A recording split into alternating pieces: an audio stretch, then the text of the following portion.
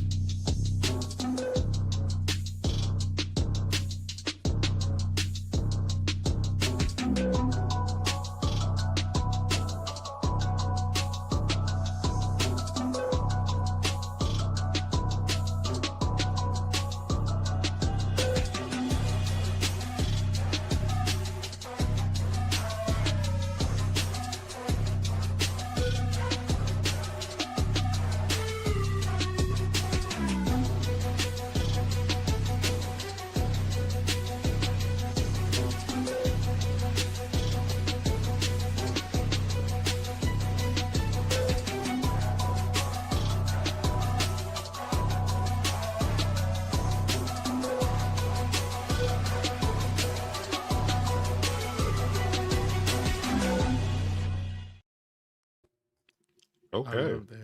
Right. Hello. We are back. What's up, everybody? Hi. Hello. Welcome back to Scream Kingz season 3, and we kicked it off with a brand new intro. Did y'all like it? Loved it. Love it. It was really dope. Y'all came ready. All right. Hello. That's what we do. You know how it is. I seen some new faces on there. Ooh. You did. You did.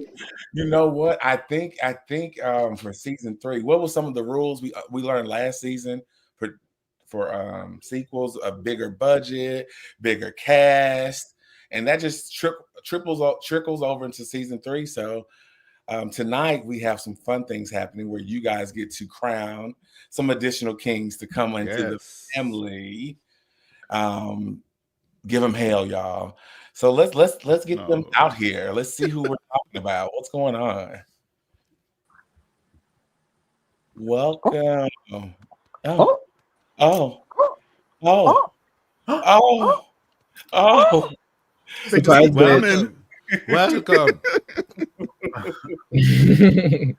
Welcome to a full. What do we call it? A bloody brunch. Who said something? The bloody brunch. The bloody brunch. Love that. We love that for us. So let's get some introductions. I'm Tamon Kane. You can always find me here on Scream Kingz, hanging out with all my wonderful kings all the time. You can always find me on Geeking Out, and I'm going to pass it to one of my favorite kings, Bobby, right here beside me. Hello, everybody. Happy to be back. Bobby Torres here. Obviously, I'm happy to be back on Scream Kingz and some new people here that I can't wait to chat with. Obviously, people under the scares with my buddy Mike. We're always talking horror over there in the streets. So yeah, and Bobby likes to spook you on the YouTube if you guys forgot. Never.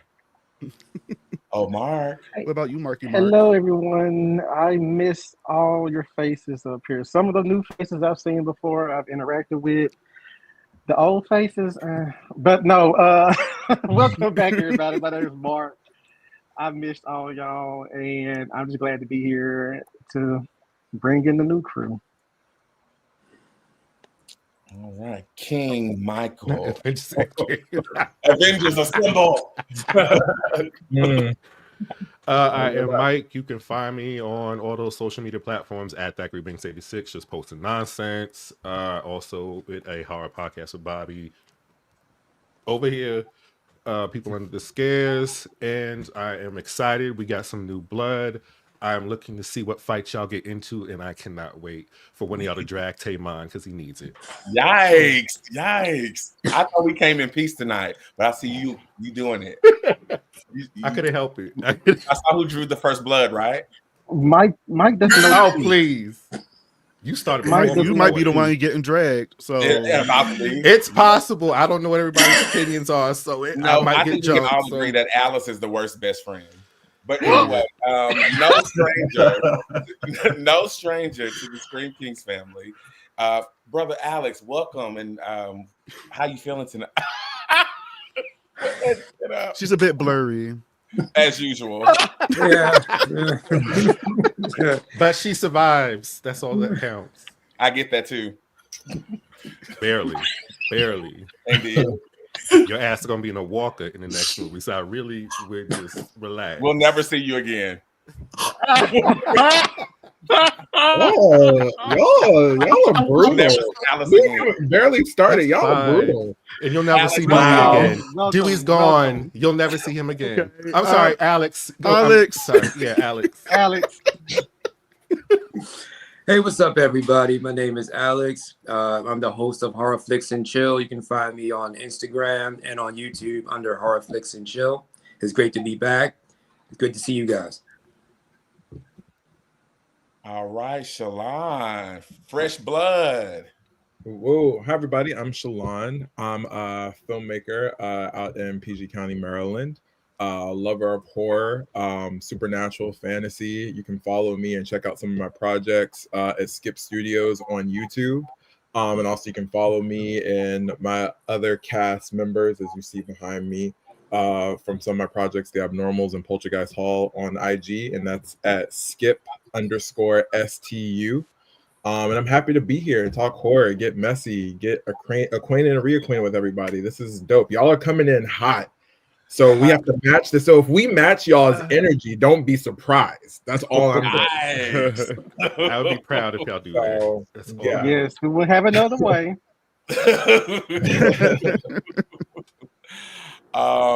Cadence. Hi. Hi, how's it going? So I am Cadence. I am in love with all things gaming and artsy and media related. And yeah, I'm also on the Geeking Out podcast. And you can find me on X at Cadence Third World or Instagram Nova_Kane. There was one more thing. Oh, what am I missing? What am I missing? What am I missing? Your best friend is. Oh yes, my best friend is Taman Kane up there. Toss. Lifetimes. Okay, seriously. Jojo. Oh, we love you, Cadence. Thank you. Jojo. Hello. Hi, everybody. I'm JoJo. You can find me on YouTube under Curious JoJo, and then you can find me on Instagram and Twitter X at I am JoJo Cortez. And yeah, man, I'm just happy to be here. Happy to get to know a couple of new faces and chat it up with some familiar faces. And yeah, I'm excited. And last but not least, King Carr. Thank you, brothers. Thank you, fellas. Thank you all for having me on here. My name is Carr. I am a writer, actor, and filmmaker. Just to piggyback off of Shalon over there, I'm also from PG County, but I reside in New York, where I've been at for the past decade or so now and stuff. I love supernatural. I love slashers. I'm a big zombie fan. I love monster movies. I'm down for anything that's scary. So I'm happy to be on board. I'm happy to share some very hot takes and, see how you guys take them. And yeah. Oh, yeah. Not hot takes. Not so soon. Hot take. Okay. Well, as you guys know, when you come to hang out with us, we have a drinking game. But in order to have a drinking game, you have to know what we're here to talk about. And tonight, we are here to talk about best friends in horror. So we want to talk all the besties, the friend groups, ensembles, all the great things that make up a horror movie. And the besties. So when you hear the word besties or best friend, have a cocktail, pick it up, and take a sip. So let's show them what to do. Bestie, cheers. I started a little bit early, my bad. Right? It's fine. So, Same Same here. I'm with you. Yeah. I love that stuff. All right, let's bust this wide open with a little segment we like to call All Hail the Kings. So, new Kings, we want to hear a couple of things about you. What is your favorite scary movie?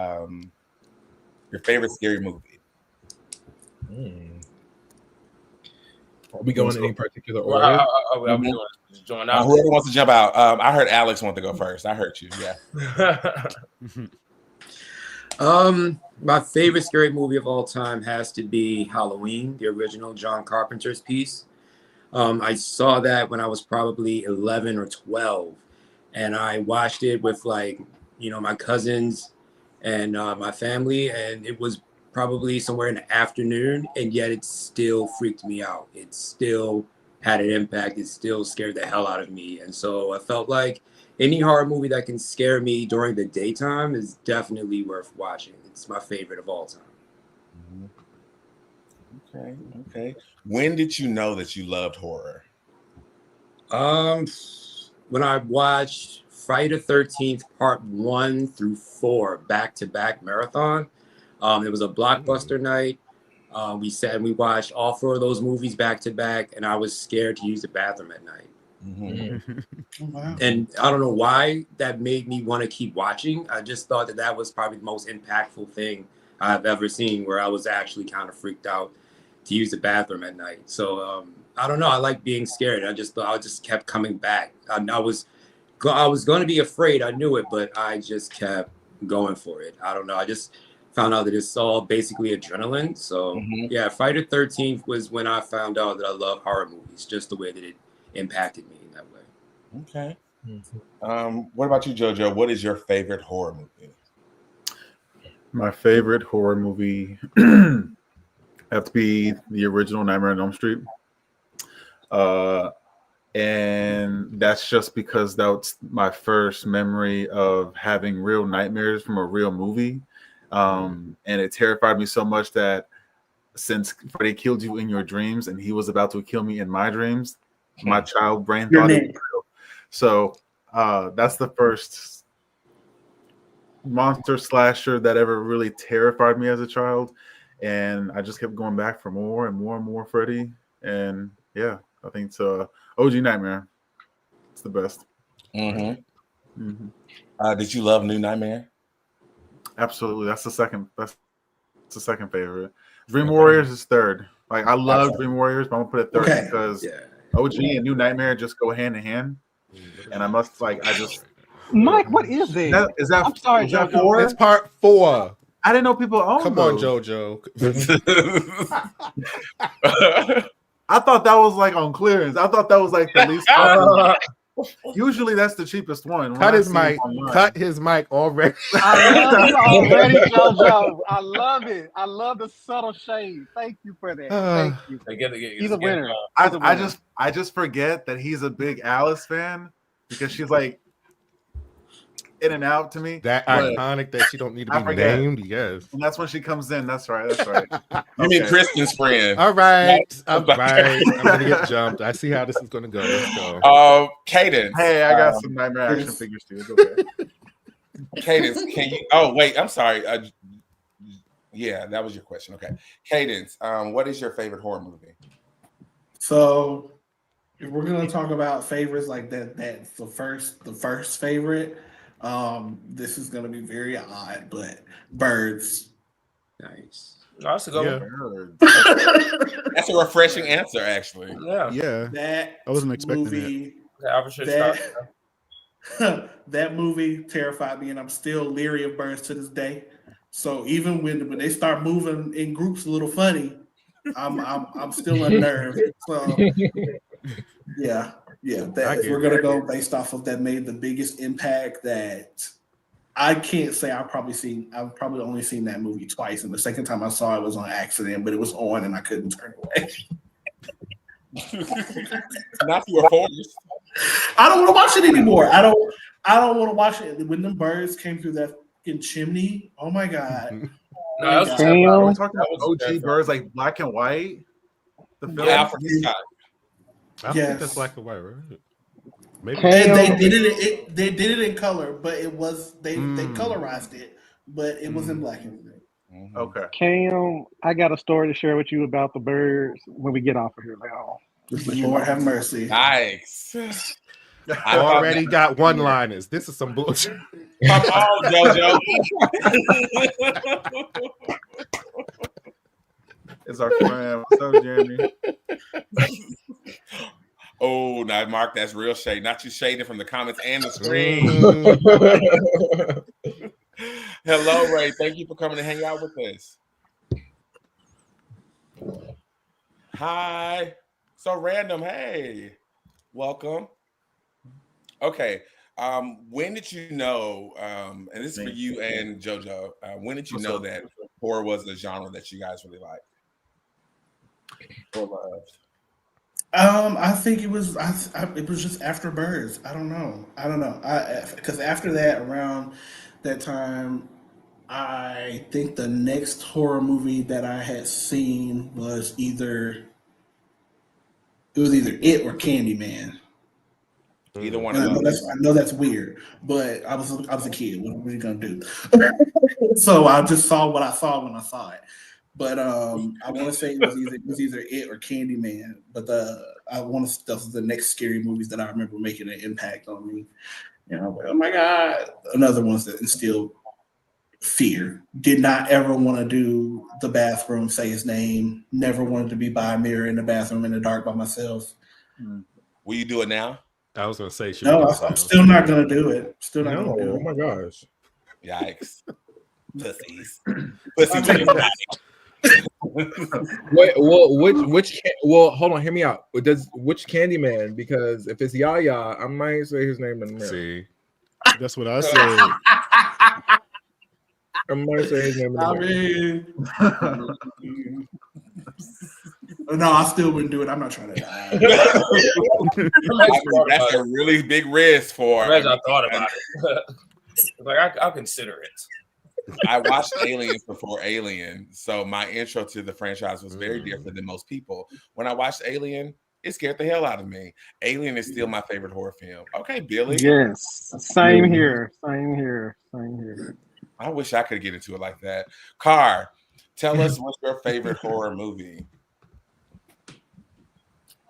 My favorite horror movie, like I feel like the easy answer for me would be Scream, but it's really Evil Dead, the original. Yes. Sam Raimi Evil Dead. That is, like he really took it there with the horror. Young me was like, because I didn't really like, I didn't like horror growing up, or not necessarily I didn't like horror. I literally thought that I didn't like horror, but I realized that no, I just didn't like being scared. Because, you know, like when Tales from the Crypt would come on, I'm like, all right, I'm leaving the room, let me, you know, blah, blah, blah. But I would go grab a Goosebumps book, or I'd watch Are You Afraid of the Dark? So it's like I loved horror stories, but I realized I didn't like being scared. So then after that, once I got over that little hump, I realized like, oh no, this is actually dope as hell. So, you know, like all the stuff that I was afraid of, whether it was Child's Play, because Child's Play had me afraid of dolls for a little bit. So, you know, once I got over that, over Halloween, everything like that, I'm like, all right, I'm in. I'm in. You named some real good gems. Because I definitely was my favorite Goosebumps books was the ones where you kind of choose the ending. Yes. Like those were my favorite books. And Are You Afraid of the Dark was one of my favorite shows that I would watch. I still watch that. Same. Yeah. I read the Bible. That and Ghost Rider. Yeah, that I mean from there it was Anybody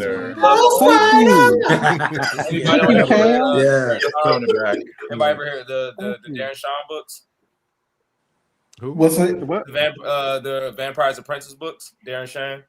Oh, y'all know. That was my Harry Potter. That was my Harry Potter right there. But yeah, that was that was. But yeah, that's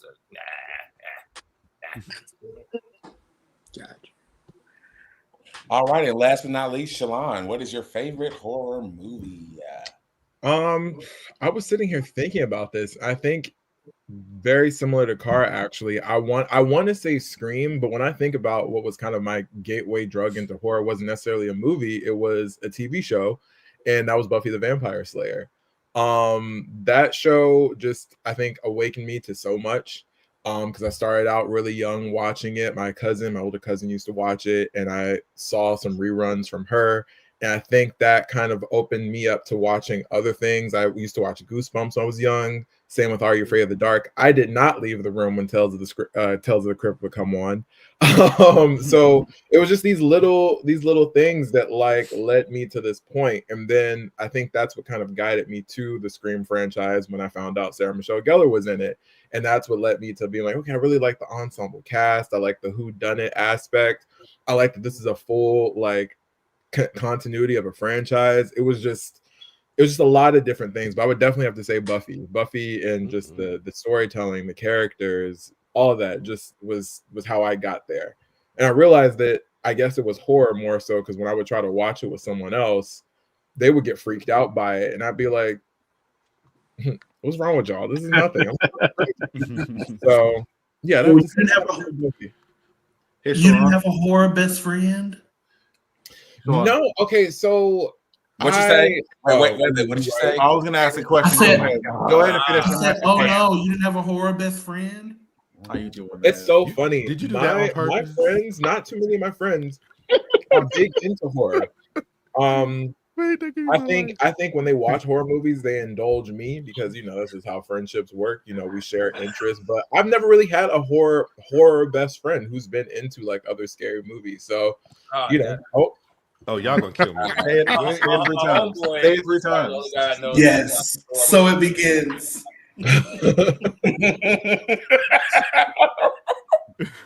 No. That's a good question, though, Cam. I'm sorry.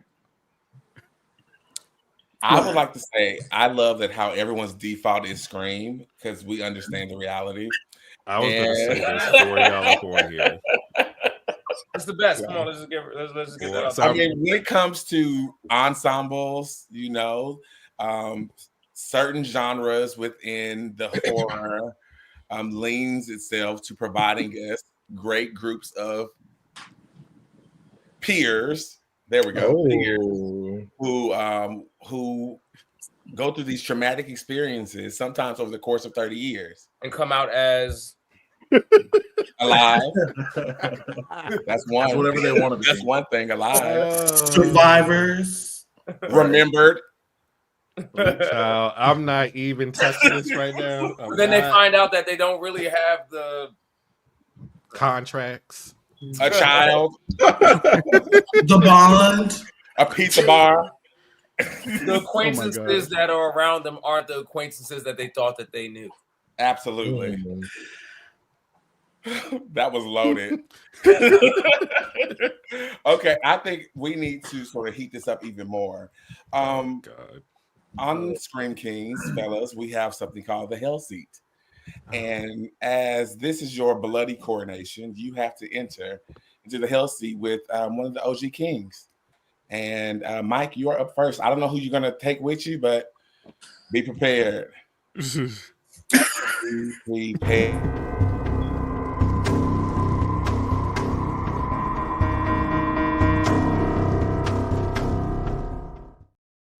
Welcome to the Hell Seat. Round 1. So I got Alex and Shalon. All right.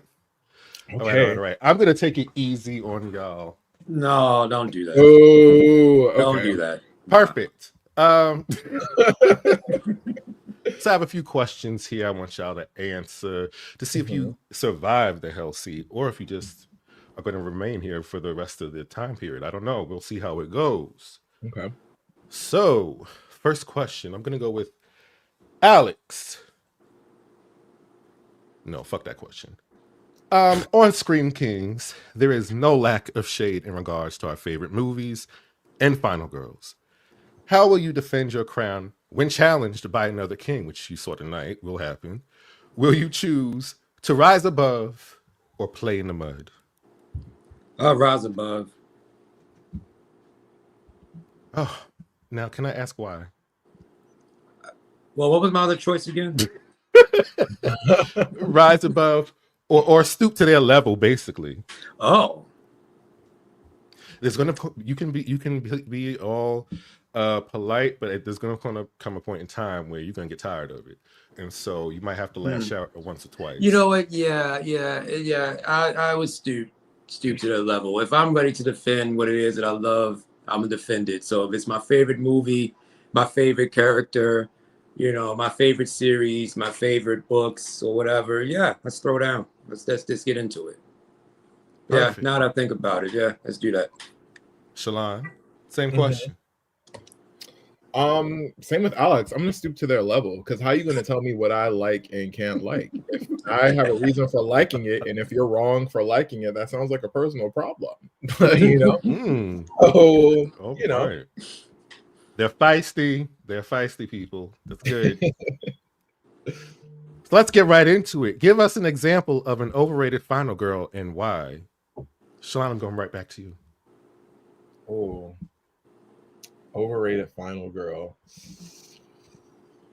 I mean, so many to choose I from. got yeah, it's a lot. I'm not gonna hold you. It's no shade to the actress. Love Jennifer Love Hewitt, but we could have kept Julie. I'm sorry. I know I'm gonna get some flack for that. And you know what? I'm not gonna lie. I'm not gonna lie. I think it's because, and this is maybe a completely biased answer. I think because in the first I Know What You Did Last Summer, I think her bangs really bothered me. Wow. And if Sarah Michelle Gellar had to lose her locks in the middle of the night, old dude could have came and snipped those off too from her. But maybe that's just my bias. But you know, Helen Shivers stand here. I don't know if that's because of Sarah Michelle Gellar or what, but she could have definitely progressed on through to this franchise. But you know, I'm gonna say it. I said it. Not her bangs. Bobby mentioned it's not worse than Gail's bangs, by the way. I didn't bypass that. I don't think anything's more dreadful. Here's the thing. Gail's bangs, that was a piece. Miss Jennifer Love Hewitt decided to get those on her actual scalp. But, you know, whatever. You know what? Okay. That's an interesting take. Yeah. Julie, all right. Are you a Helen stan? Real quick, I'm wondering if this is swaying your decision. Her rightful death in the movie. Who, me? Yeah. I mean, she got to go out with a bang. I mean, at the end of the day, girl, you could have kept running. There's no relief until you get to the crowd until safety. But she went out with a bang, and she took her sister out with her. Her sister that she hated, mind you. So I mean, you know. It worked out. Yeah. She's another angel of death. Thank you for that. Alex, an overrated final girl. Honestly, with me being such a Halloween fan, I do have to say Laurie Strode. And that's just being real. I feel like she's definitely gotten very overrated. Especially with the last trilogy, man. Like, woo, I don't know, man. I think she's really overrated. There's a lot of other ones that didn't really get the proper spotlight. You know, the Survivor girl that was in Black Christmas, I think she needs to get her flowers in there. I think Sally from Texas Chainsaw Massacre, I think we need to kind of do her a little bit better. You know, Nancy, you know, from Nightmare on Elm Street, they all kind of get shadowed by Laurie Strode. And honestly, the first movie, man, like, she just kind of dropped the weapon too much, bro. It was just too much falling and too much. She was just really ineffectual a little bit, man. She just really couldn't do anything. She was pathetic. You can say it. Yeah. I understand completely. Bobby will not understand that, but I understand it. And I thank you both for those brave answers. I thank you both. Third question. Actually, it's just a scenario mixed with a question. Bobby will get over it. Taymon orchestrates a group trip to a haunted location and reads from a forbidden text because that is something he would do. One of the other kings is now missing.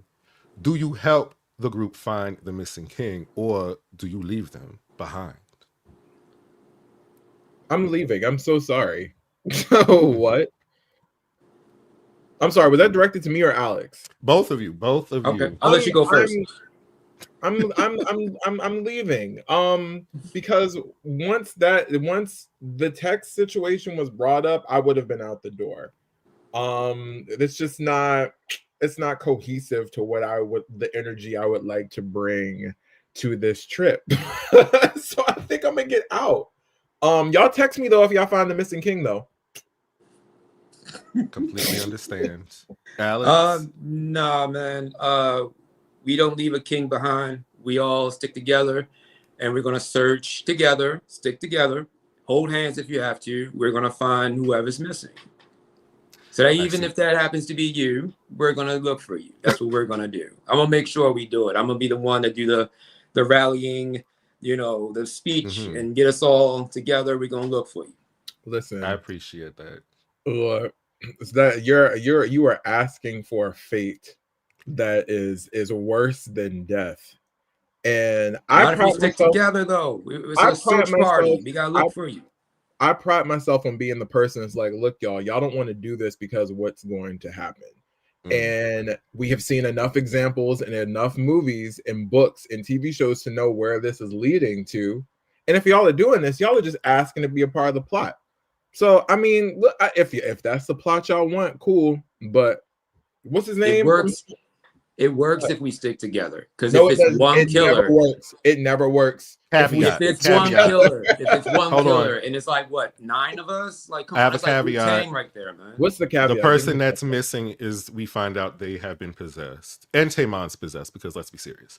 All right, so there's 2 of them, and it's the rest of us. So, Shalon, I know your answer. Alex, are you still going to pretend to be the Sidney Prescott and act like you want to save everyone, even though you really don't want to?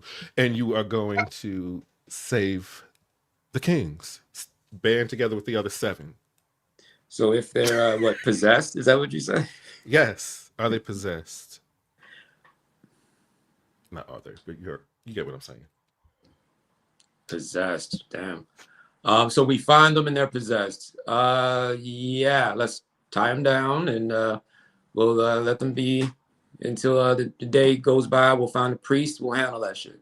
We leave no kings behind, bro. I respect that. I respect that. Can I provide assistance from afar? Yes, a driver outside. I'm talking about, no, y'all text me, okay, Timon's possessed, cool. Okay, I know a friend who knows a friend who knows a priest. I will send him your location. Meanwhile, I am back at home. Send the exorcist believer people, yes. Send them yeah. I'm great with giving out resources. I can do that. But being in the thick of it, and even though y'all chose that, after I said don't do that, I gotta go. I gotta respect that as well. It's like Serena Vanderwood, I gotta go. All right, so you guys already dragged a final girl. I would like to now ask you, who is your favorite final girl and why? Now, keep in mind, like RuPaul says, they have to have charisma, uniqueness, nerve, and talent, or they will be dragged across the fucking concrete every episode. So, who is your favorite final girl, Shalon? Oh, favorite final girl. I had to talk with Timon about this, and it might be controversial. I'll say she's one of my favorite girls, but Danny from Midsommar, because you know what? Sometimes a nice panic attack will just get you through. And if now you know you're in a cult, but hey, you got a man, you're a queen, and you're getting fed, and you know what? And you're set. She survived that movie with a very maddening smile on her face, and you know what? Good for her. Hot girl Midsommar. You know what? She was content. Yeah. Accept that, Alex. I feel like no one talks about Chris from Friday the 13th, Part 3. Yeah, Part 3, the one in 3D. She did a great job, man. Like, she did a great job fighting back, and she even outsmarted him and all types of shit, man. She did a great job. She was going up against a running, full-grown Jason, you know? So, yeah, she definitely, when her back was against the wall, she did a lot of fighting. She gave him a run for his money, definitely. That's how he got the axe in the head. Like, it was Chris that did that shit. So anytime you see that hockey mask and it's that split right there, that's Chris who did that shit. Yeah, she was the first one that I felt really gave it to him, you know? She has uniqueness, nerve, and talent. I don't know about charisma, but I will accept that answer for now. I believe you didn't have to look disappointed. All right. All right, let's end with a more low-key question. What horror movie do you think deserves a remake or a reboot?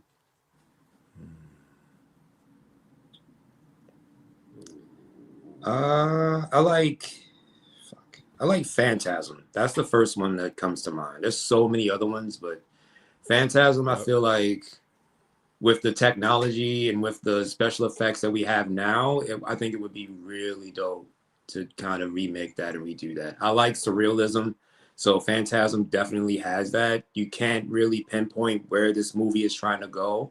You just kind of go with it, and it's just really just sci-fi, fantasy, horror, surreal type of movie. I like shit like that, and I think it would be cool if we have the technology that we have now and the budget that we have now. We could definitely make a really cool reboot of Phantasm. Love that. Love Phantasm. I agree. I think we definitely need a upgrade of that. Shalon, let's see what you got. Interesting. I think for a while I always would have liked to seen a revival of Jennifer's Body, but with guys, kind of like a queer take on that story. I think that can do a lot, because that movie does play a lot with like the undertones of female friendships, and then also too, like, certain things that women have to deal with as far as being assault victims and how they're reclaiming their power and killing and eating men. But I think that also can be said within the queer community too, and the under layering of male friendships, whether it's hetero or homosexual. That would be really interesting to see, I think, because male friendships are very layered too, and that could be explored in a more horrific way. So I think I'd say Jennifer's Body. So Justin's Body. As the reboot and revival. Yeah, that's pretty cool. who's gonna play Justin? And then what's the other one's name? Needy? Is that her name? And Needy. I don't know. Young Hollywood now is weird. So I guess we'd end up getting like Timothy Chalamet and Austin Butler or some shit. I don't know. I wouldn't want to see that as the cast, but immediately off the top of my head, I feel like that's who would get cast. Can we get a black cast then? Who would you oh my cast? god, yeah. Let's do that. Ooh. Let's see. Keenan Lonsdale. I would love to see that. Him and another young black Hollywood elite. What about the cute little guy that was in Mufasa? I don't know his name. Not the one everybody's obsessing over, but the other one. Kelvin? Yes. Yeah, that would be interesting. Okay, I could see that. That could be like a college take. Yeah. Instead of them being in high school, they could be in college. No Justice Smith. He's in like everything. Cool. I enjoy Justice Smith, but he don't need to be in that. All right, that concludes my questions, and I'm going to leave it to the other kings to see if you guys have survived Hellsea or not, but I am ready. Y'all can bring the lights back up.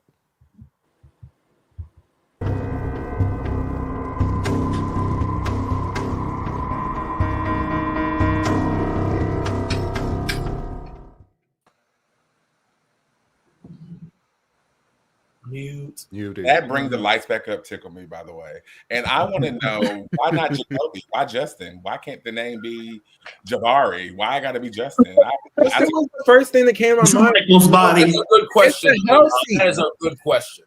It's the Hell Seat. It was the first name that came to my mind. Damn. Okay, well, yeah, I will unpack this another day. What about Joe Michael? I do like Jabari. Jabari's body has a nice alliteration to it, though. I do like that. Jabari's body. Yeah. You need Tony Childs doing it the whole time. Yeah. Yeah, Jacob. Jabari's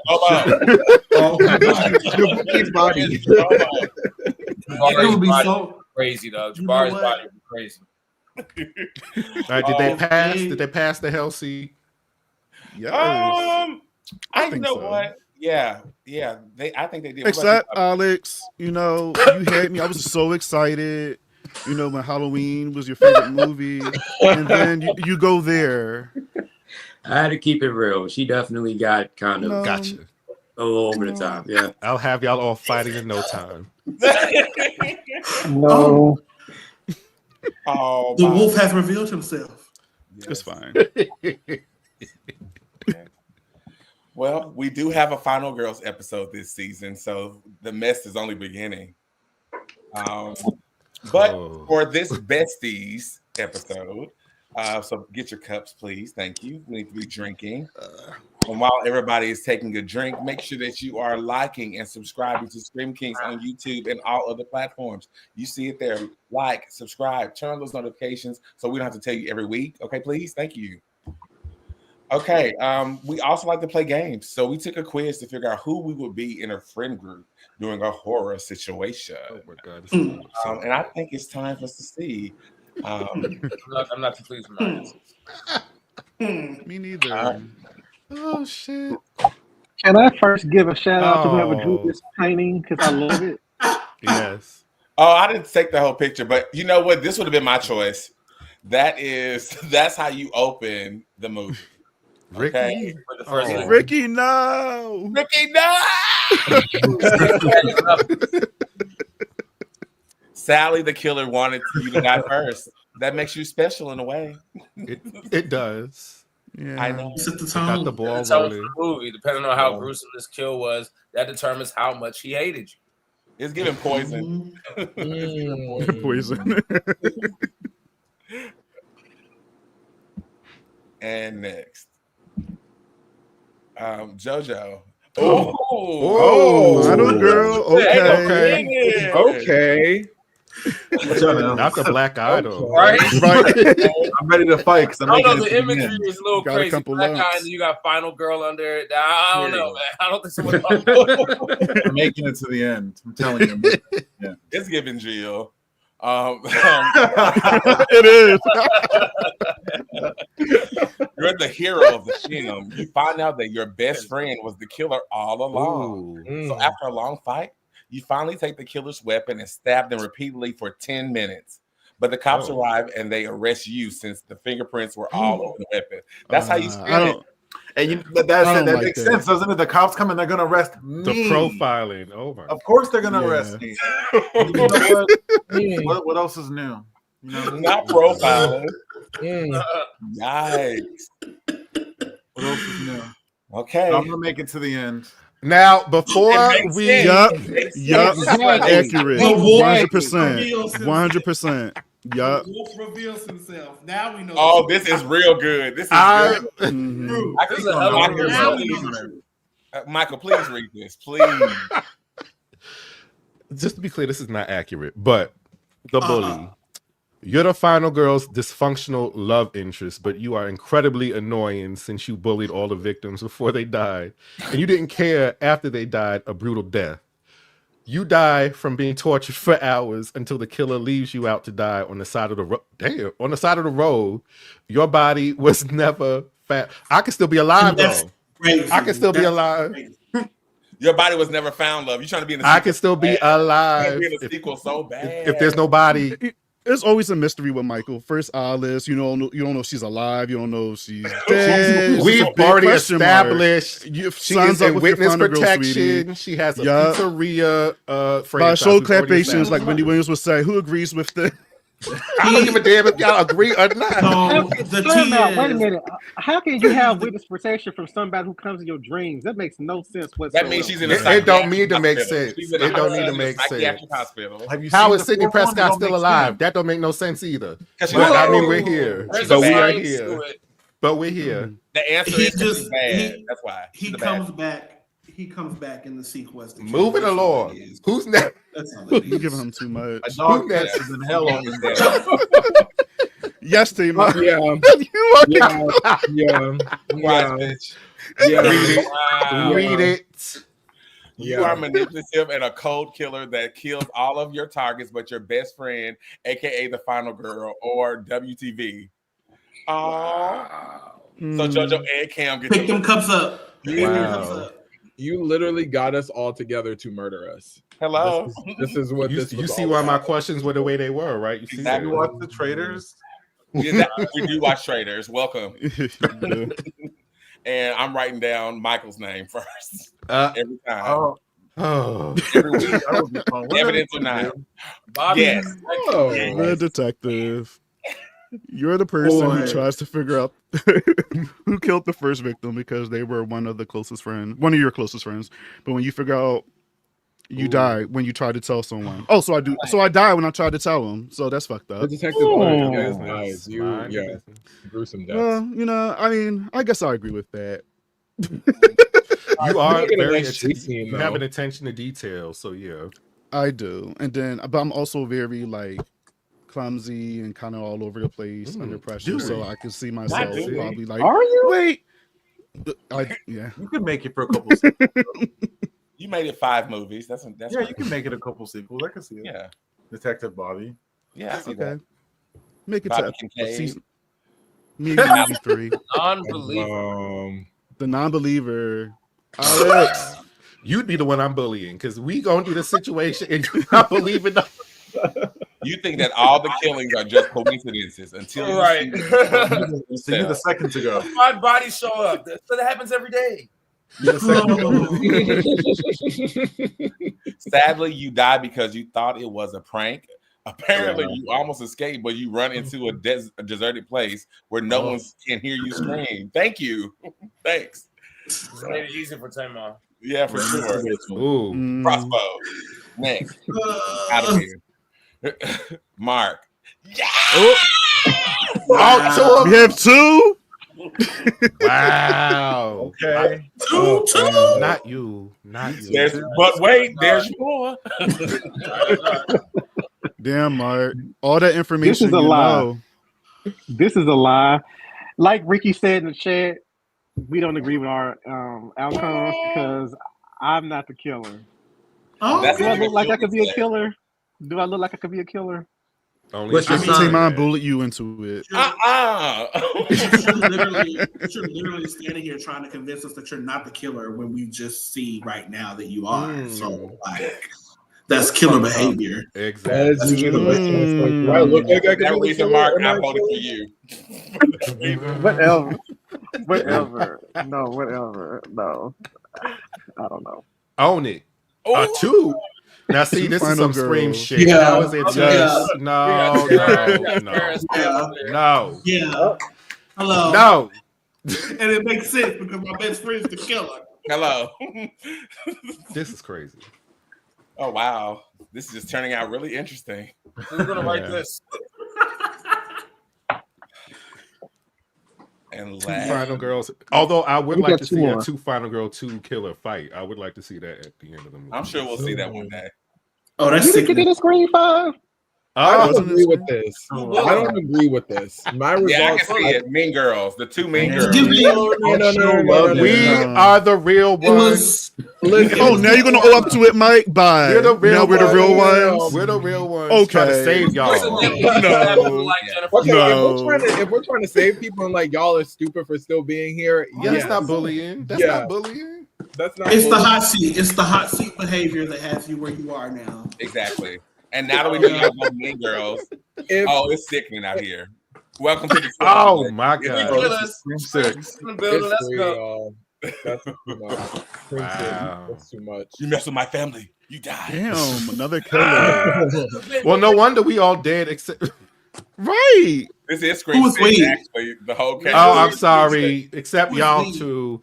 Oh, We need to vote who's the actual final girl because I don't accept 2 final girls in this damn Excuse me. It's There's, not been- about what you there's, accept. there's an example of that in history, in horror. So that's why movie. your A body fake wasn't found. example. We It got don't need to be Sydney found. Gale. I'll be You need an resurrected if you need an anything. example. I'm be resurrected. Tara and Sam Carpenter are great examples of 2 final girls. And Sydney, Well- I didn't want to say Sydney.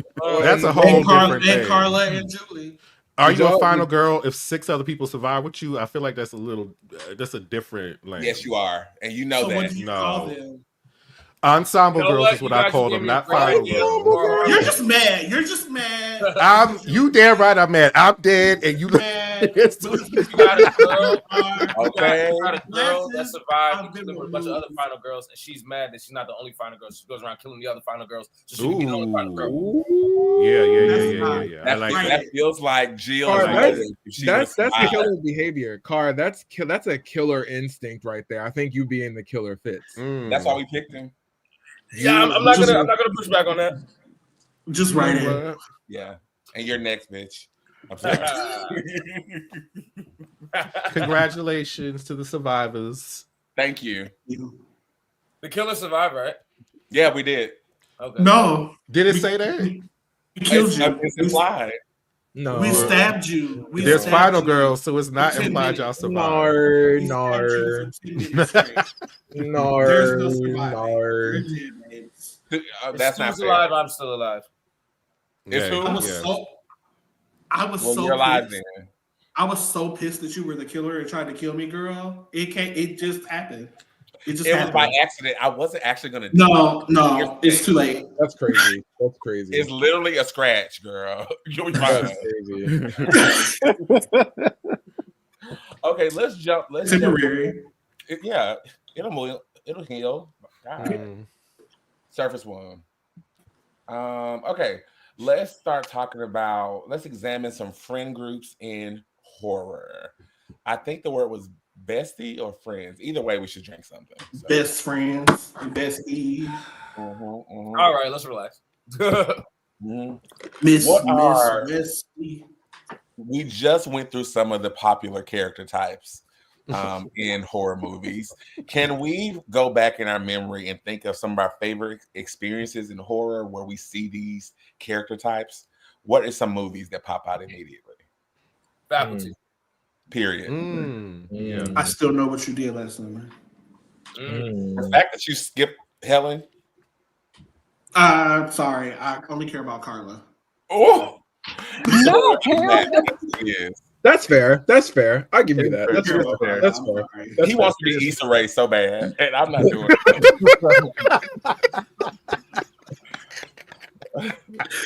Don't hate, okay? Well, so hold on, y'all. Hold on.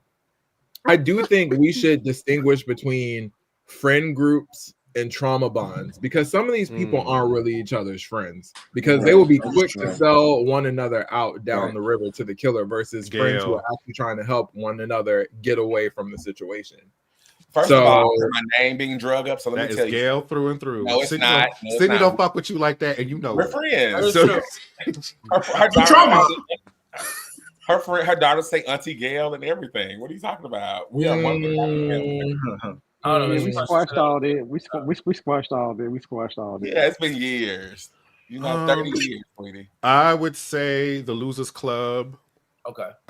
Stephen King's It. Although, could that be trauma bonding too? I guess. I think it all is. I think they were friends. No, they were. Like I feel like if they make it to the sequel, that's trauma bonding. Yeah. Yeah. The Craft. Love who? The Craft. Oh yeah. No. That before it went south. Yeah. They were friends. They bonded. Yeah. They bonded normally. One of them was a bully. A coven or group or duos? Are we talking groups or duos? All. Okay. Jake, Lexi, and Devin from the Chucky series. Because but that's more like trauma bonding too, because they became friends after that. But then they became really good friends afterwards. That's true. So, what you know what? I'm not the hugest fan of Friday 13th franchise, but I think they do a good job of establishing friends that are going on a trip. Even though they may be shitty towards each other, but there's like Texas Chainsaw Massacre. They're all the same. Friends doing something together and getting murdered.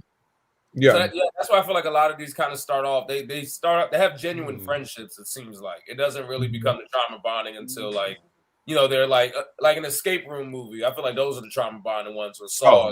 They got it. But a lot of these people kind of get introduced already as a crew, as a team. They got like rapport. They got stories and stuff already.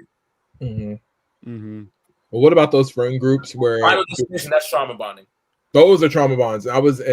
That's a great point.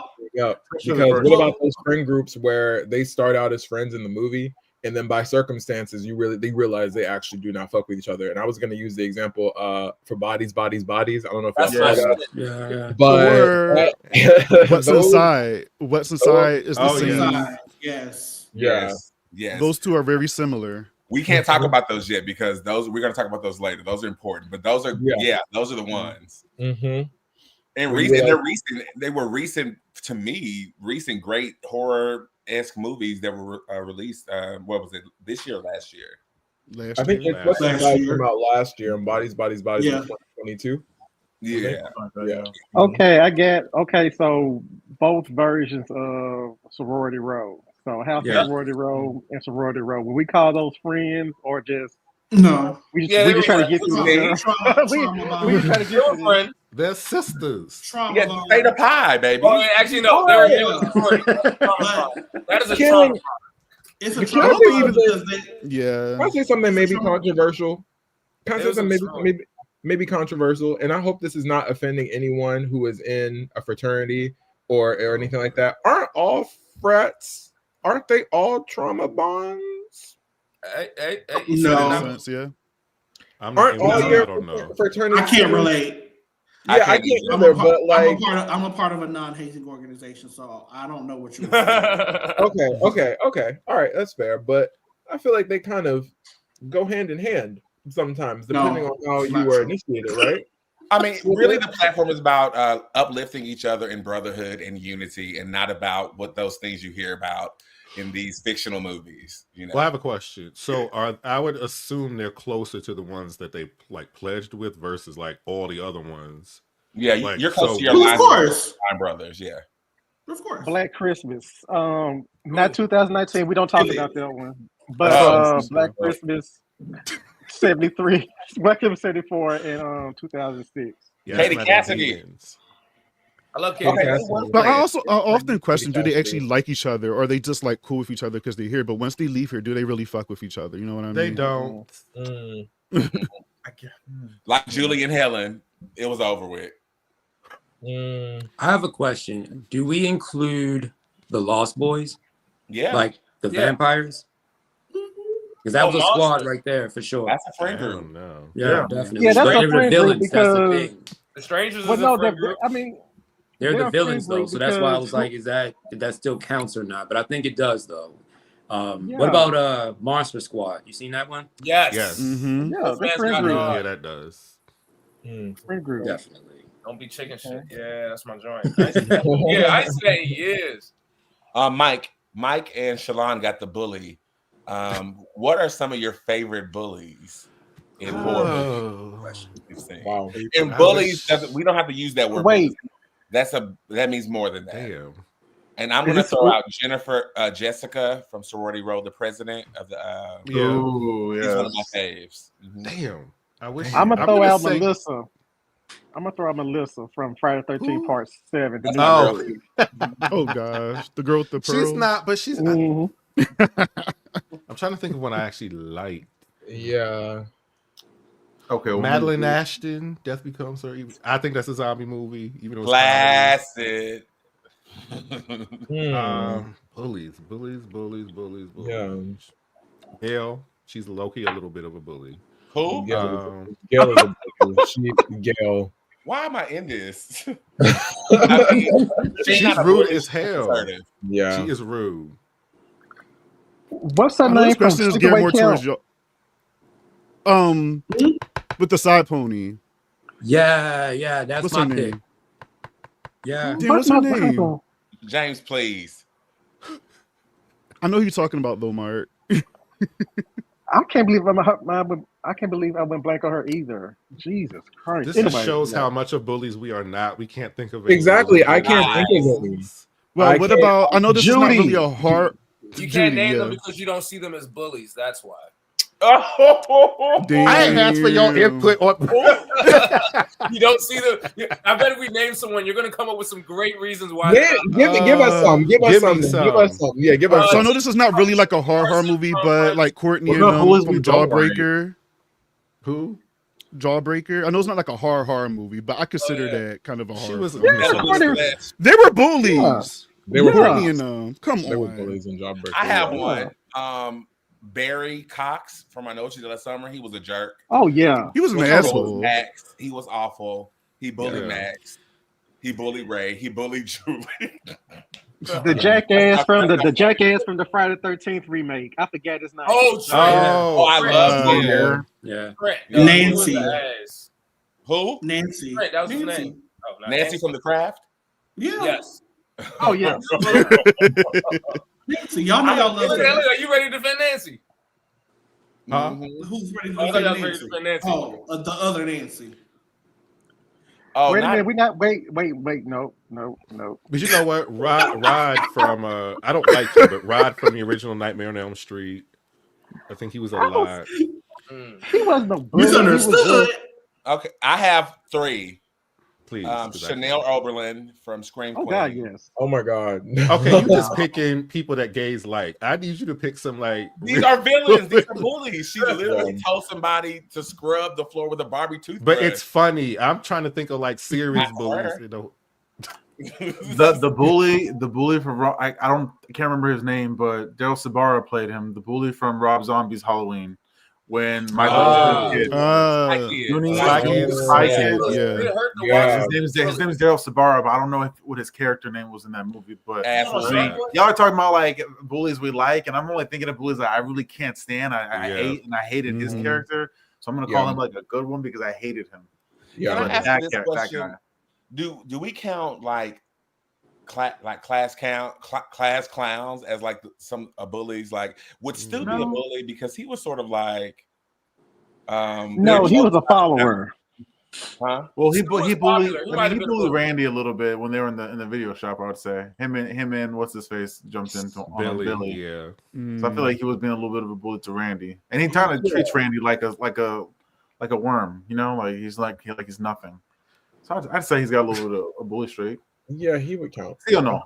Cordelia is a misunderstood angel. Michael, I was literally thinking about Cordelia this whole time. I was like, do I need to bring it back to Buffy? Cordelia, look, every rewatch. But you hate to love her. I love Cordelia. Yeah. I love Cordelia Chase. That is mother. That's Roach from Demon Knight is a good one. Jimmy. Yep. And do y'all think Angela and what's her name from Night of the Demons are bullies? Mark. Not Angela. I don't know. They were kind of mean girls. No, but that bitch in the second one, yes. Oh yes, Shirley. Yeah, Shirley. Yeah, that was a straight up bully. Yeah. The couple that drops the blood on Carrie. Oh, Chris. Chris is that is absolute bully to the fullest. Does Orphan count as a bully? The whole damn school was a bully. Tourist. I second that. This comment: Cordelia may have been a bully, but Xander and Willow were trash friends. Yes, that's. Wait a minute. Bobby and I were kind of somewhat having a conversation about. So we just got to season 3, where Buffy came back in the scene where they were arguing about her running away. So Bobby and I kind of got into it about the friendships. Yeah, I don't like Xander. I can't stand him. He needs to mind his fucking business. Good, Bobby. Good. Xander's the real bitch of the group. He's the real bitch. He runs his mouth too much. He deserves everything that happens to him. So proud of you. Yeah, he was weak. Please. The rest of them are punk ass. They scared Buffy's gonna pop them in the face, and they don't say. See, bully tendencies right here. Bully tendencies coming out right here. Yup. No, Xander and Willow. I would say Willow was a good friend to Buffy up to a point, but even she started a little bit. And time out. Wait, where was this show? Where was this? I've been fighting for Willow. We need to run the tapes because there are too many times that these people second guess this girl who does her job, who knows her natural Slayer instinct, and they think that she is crazy. Granted, does Buffy do some things irrationally? Absolutely, yes, but that is just part of her fucking job. the vampire hoe. She got to do what she got to do. Wait a minute, they ain't got shit to do with her. That. I want to look. We could. Let's table the Buffy discussion for right now, because that's a lot of that. And you know what? On team. Okay. Well, I just want to say that it's Kennedy's fault. All right, Bobby, come on back. I like her. Of course you would. Okay, let's see. What else did we get? Final girls. We don't have to ask that question. Alex, you got which one again? For favorite or no, your quiz results. Oh, my quiz results? The non-believer or whatever. The non-believer. Yeah, non-believer, yeah. I'm basically the Fred of the whole thing, for Monster, was it Mystery Inc? I'm basically Fred. This is a trope that Are you that brother from So Weird? Not so weird. Jack. So weird. Oh my god. He didn't believe nothing, dog. He was on the road seeing ghosts and monsters. He didn't want literally. Fee, what are you talking about? It's just like a trick of the light. What? You ain't want to believe nothing, man. Y'all literally just got to talk about a werewolf. Are you kidding me? Yeah. I think the non-believer is one of my least favorite tropes in horror. It always makes me go to husbands in horror movies. How they always like, babe, nothing's happening, even though fucking furniture is my God, and the kid's hair's gone and she can't walk. Hey, can I say something to that real quick? About in the some cases. cases. I was watching that movie Speak No Evil, and they mentioned while watching that, I'm sitting there, I'm like, this is too coincidental that like every horror movie has this type of like husband trope. And I'm like, honestly, if you really look into it, and I might be reaching, I think there's a direct correlation between the type of men that the women marry in these movies and the killer that's stalking them. I think there's like direct correlation. But that's the top. That's deep. I had to get that out. That's deep. I like that. I've been thinking about that for weeks ever since I saw that movie, but I'll tackle that another time. Yeah, but I mean, sometimes it's going to be like, you know, someone is going to try to rationalize certain things. Sometimes that's where your mind's going to go. Because, like, you know, sometimes you're going to try to figure out, like, wait a minute, that can't be what it is. So, like, we try to sometimes be a little bit more rational at first. But in horror movies, it gets overblown because we see what's happening. We know what's happening. We paid the ticket to see all this crazy shit. But, like, in real life, a lot of the times you're going to try to rationalize what you think is happening. It's like that's going to be your first thing, because sometimes you're not going to automatically assume the worst. Sometimes you're just thinking, maybe that's not what I think it is, and try to, you know, rationalize it, put it in the back of your head sometimes. But like with horror movies, it's going to be a little bit more overblown, and a lot of times it's going to be kind of tired, because it's, you know, we need that sometimes to kind of push the, you know, the plot forward, or have a little bit of drama, a little bit of push and pull between the characters and shit. But I mean, in most cases, when you tell somebody something, they're going to try to give you the most rational explanation behind a lot of shit anyway. So like, it's not exactly too, it's not exactly too strange to kind of originally go with the more serious thought first. Yeah. Well, I think that also plays up on, you know, a lot of the metaphors that horror serves as, like Carr was saying, like, you know, how some of the husbands are kind of juxtaposed to the killers. Well, you know, that goes a lot with, like, historically, like female hysteria, like don't believe women and things like that, when they're literally being stalked by a serial killer or a ghost or some demon. I think that's another good way that horror has the ability to tell these real life metaphors or have it represent something that goes on in society too. So yeah, that's one aspect too. So like if we did like a ghost type of situation, that's kind of more of so what I was going with that, with my particular spiel that I was saying was more towards like the supernatural type of stuff. You know, sometimes you can't really explain it. So in your mind is trying to explain it as best as possible. And that was kind of like my thing with that show Ghost Hunters, where usually they go and kind of debunk the shit that they think is haunted. A lot of times it's not. A lot of times it's explained like, oh, well, that's because, you know, this is making a sound at this particular night. This is the actual, like, you know, the heater or something, the water cooler or something, and things like that. They usually find the answers to what's happening, and then they show the owners of the house or the owners of the building that that's actually, you know, this instead of actually a supernatural type of thing. And so like that's kind of where the rational thought would come in at. Like, with, why can't you just live in my delusion with me? Why you gotta do all that? Like, if I tell you my daughter is possessed, she's possessed. Yeah, that's it. Yeah, because you always have to prepare for the worst and expect the best. Because if my house is haunted, okay, what are we going to do about that? But if also it's a faulty water heater, okay, I'll just call the plumber or whoever I need to call. But in case I got a poltergeist around, I need to be prepared for that also. Tangina, you never know. You never know. No, thank you. If the house is haunted, I'm out. This house is good. This house is good, so I don't belong here. Well, they thought that in Insidious, and then that shit followed them. And exactly, that's fine. But then at that point, I'll have a better idea of what I'm dealing with, and I'm gonna get this monkey off my back one way or another. But also with possession, we bring up a really good example with what was that one? Exorcism of Emily Rose, right?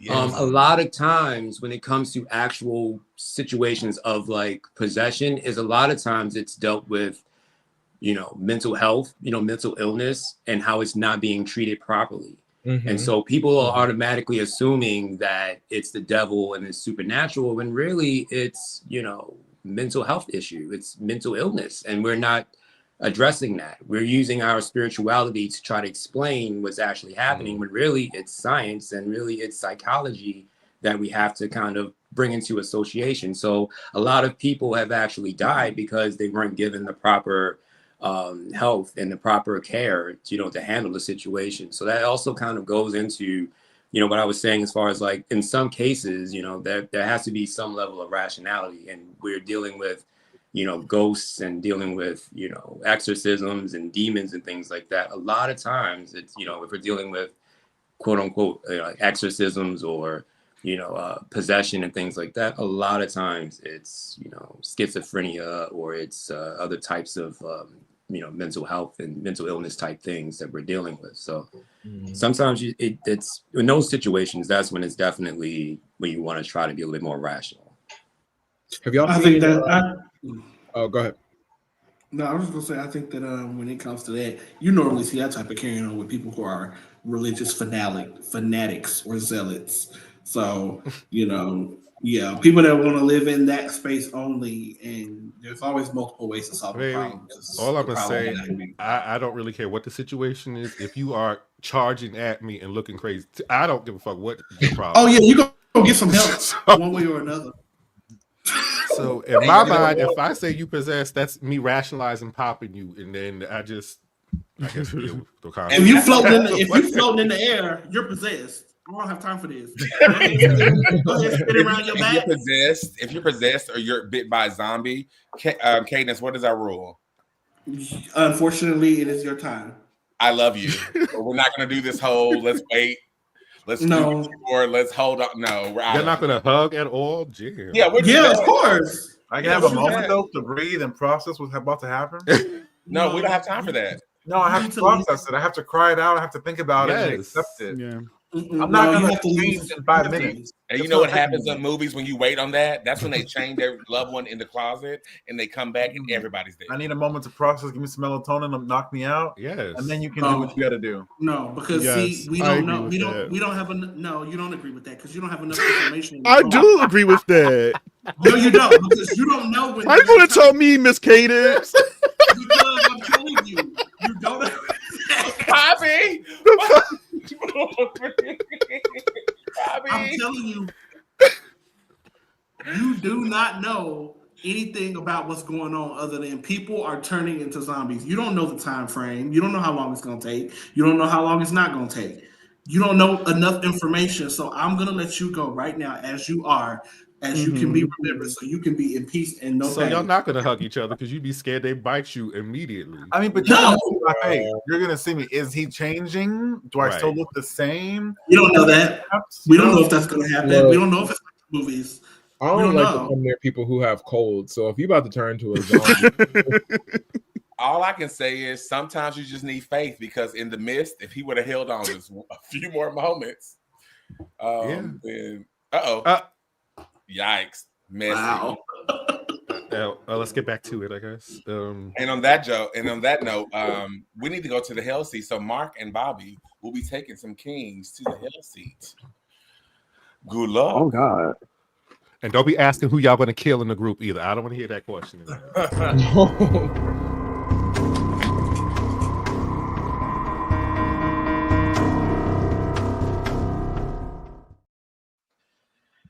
Oh wow. Oh no. Well, unfortunately, y'all going to get that question that Mike don't want me to answer because some people here, it's happening. Mark, do you want to go first? It's terrible. If I go first, I'm gonna ask that question. Okay. Let's share. Let's share. All right, so I'll start off with some. Okay, go ahead. No. Okay. Yeah, like Bobby said, who would y'all get rid of in the friend group? Well, all right. Let me word it differently. So, yeah, I'm gonna say this, guys, both for you. If you can go against any slasher, who would it be, and what Scream King would die first against this slasher, and why? And this is including anybody old and new. Let's say that one more time. Sorry. So if you have to go up against any slasher, Michael Myers, Jason, whoever, who would it be, and what Scream King would die first against the slasher, and why?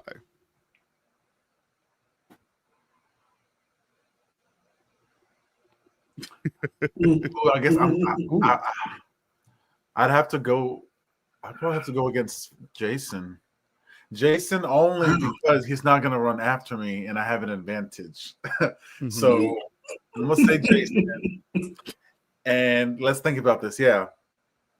Jason for sure. I can get some distance between us and have a game plan. Who would die first?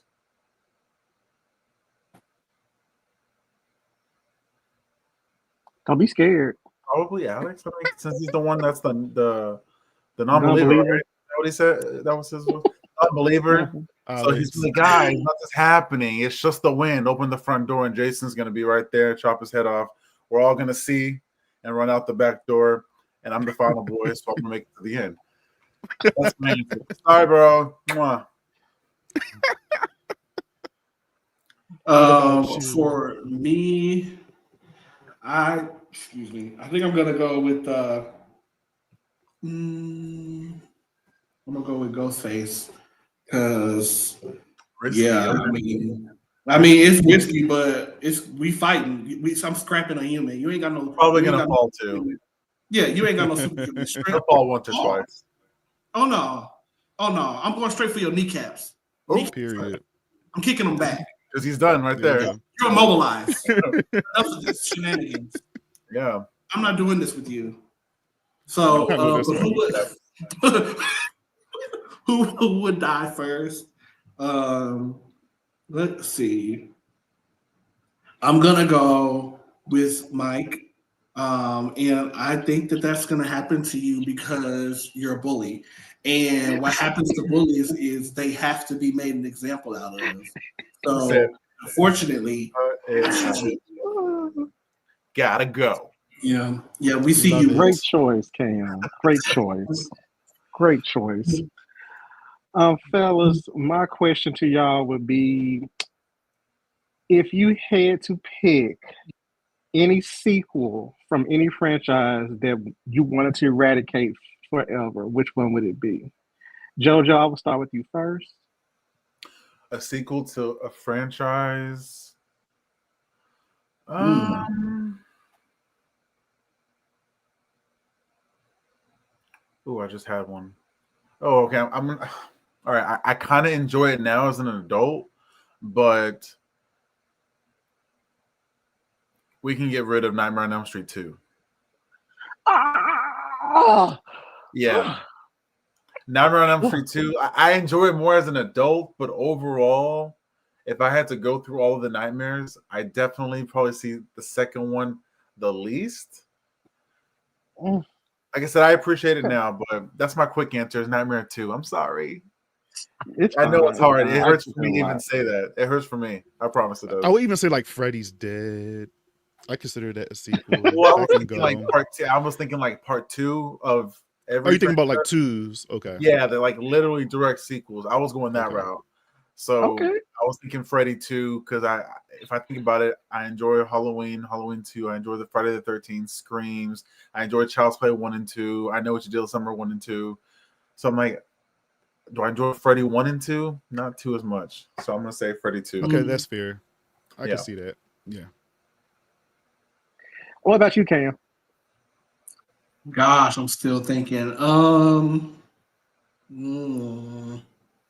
A sequel that I would get rid of permanently. Gosh, I feel like there is one, but now that you've asked me, I'm drawing straight blanks here. I know there's a movie with a sequel that I hate, especially. We're talking part 2, right? Or will you get them? Is there an option for like all sequels? All sequels. Okay. All subsequent movies. Yeah. Yeah. Oh, so deleting the entirety of the history because. Well, no. What I'm saying is that a sequel that just didn't mesh well with the overall narrative of the franchise or something like that for you. Oh, damn it. I'll give you an easy one. No, hold on. I'm gonna get you one. I think I'm gonna settle on an answer. I'd have a hard time too because I'm trying to think of something else besides what I said. I'm like, what else would I say? I'm like, I know. I want to choose something that I really don't care for. These answers and comments are killing me.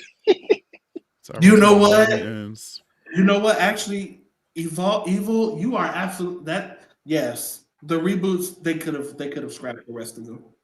They could have scrapped it just from the beginning. Both of them actually. Not how the whole entire reboot of the franchise could go for sure. Okay.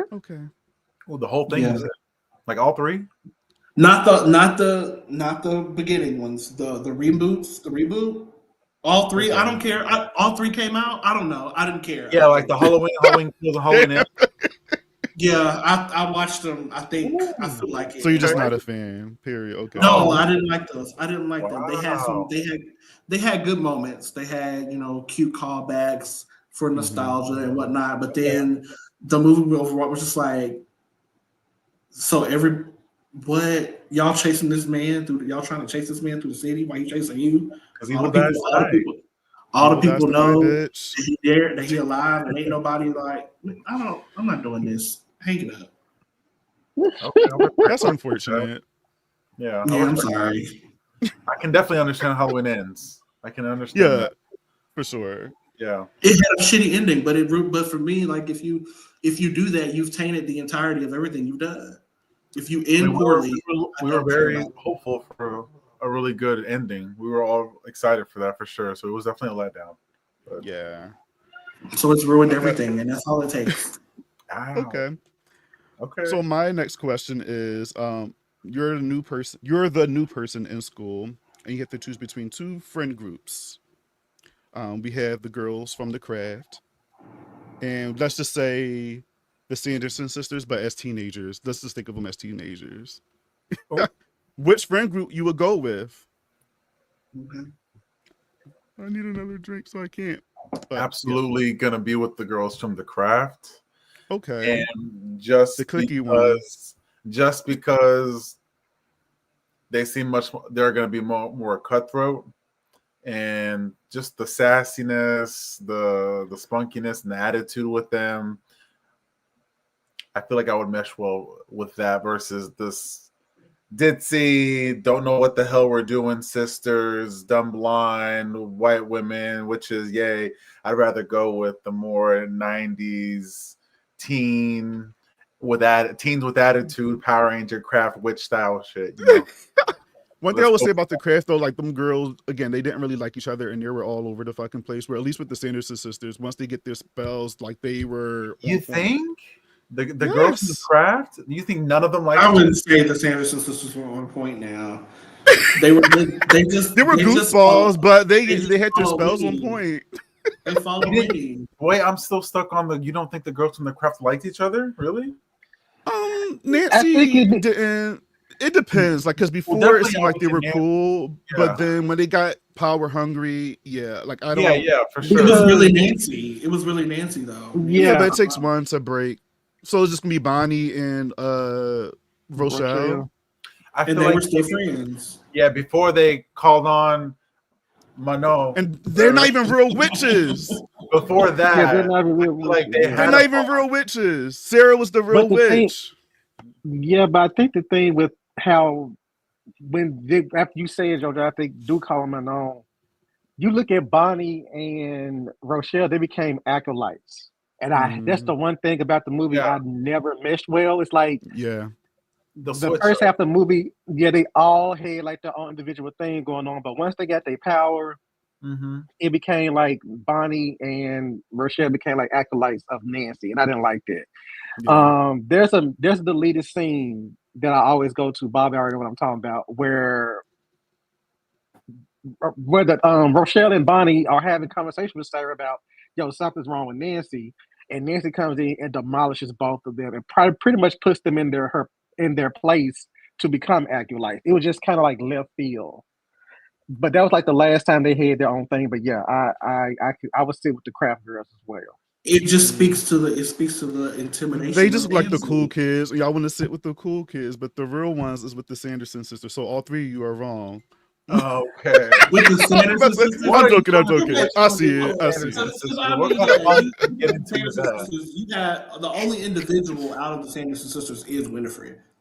And I'm not about to be around no bitches that's out here trying to suck kids' souls so they can stay young and beautiful. Yeah, but like each of them have their own powers. Like they each can do something like what Rochelle and Bonnie can do without Bobby, who are you gonna be? Bobby, who would you be? Who would I be, or who would I go with? The Sanderson sisters. Who are you? I guess I'll go with the goofballs. Yep. Well, who is that? No, he said, which one would you be? Which one? Well, as I've gotten older, I identify more with Mary. Yeah. Yeah, Mary. She likes to sit home. Well, I'm not gonna say sit home, but she likes to eat. She likes dogs. She's chill. Yeah, she's more the adult version of me. When I was younger, I was more with Sarah because she was obsessed with boys, and I was too. Yeah. Mary does. You like to watch TV? Mary likes to watch TV. Yeah, a lot of it. Mm-hmm. Okay. Oh boy. Okay. Go ahead, Mark. Okay, so I'm gonna try to keep. What's y'all's favorite horror game? Since we're mostly gamers here. So, what's your favorite horror game? I haven't heard nobody mention it tonight. Though. Favorite horror game? I think I'm going to go with Until Dawn. Okay. Because that really changed like horror games for a minute. Mm-hmm. Left 4 Dead was a good one, but Until Dawn really gave us something that was cinematic and really gave you so many different stories wrapped in one. Gave you the ability to build connections, build enemies. So it was very interactive, and I love that style of horror games.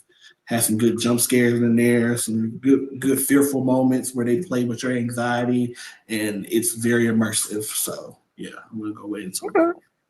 Good one, guys. I'm a rookie gamer. I don't play too much, so I don't play too many horror games. But I did play The Last of Us, the first one, and all the way through, and that one was very fun, very good. I can see.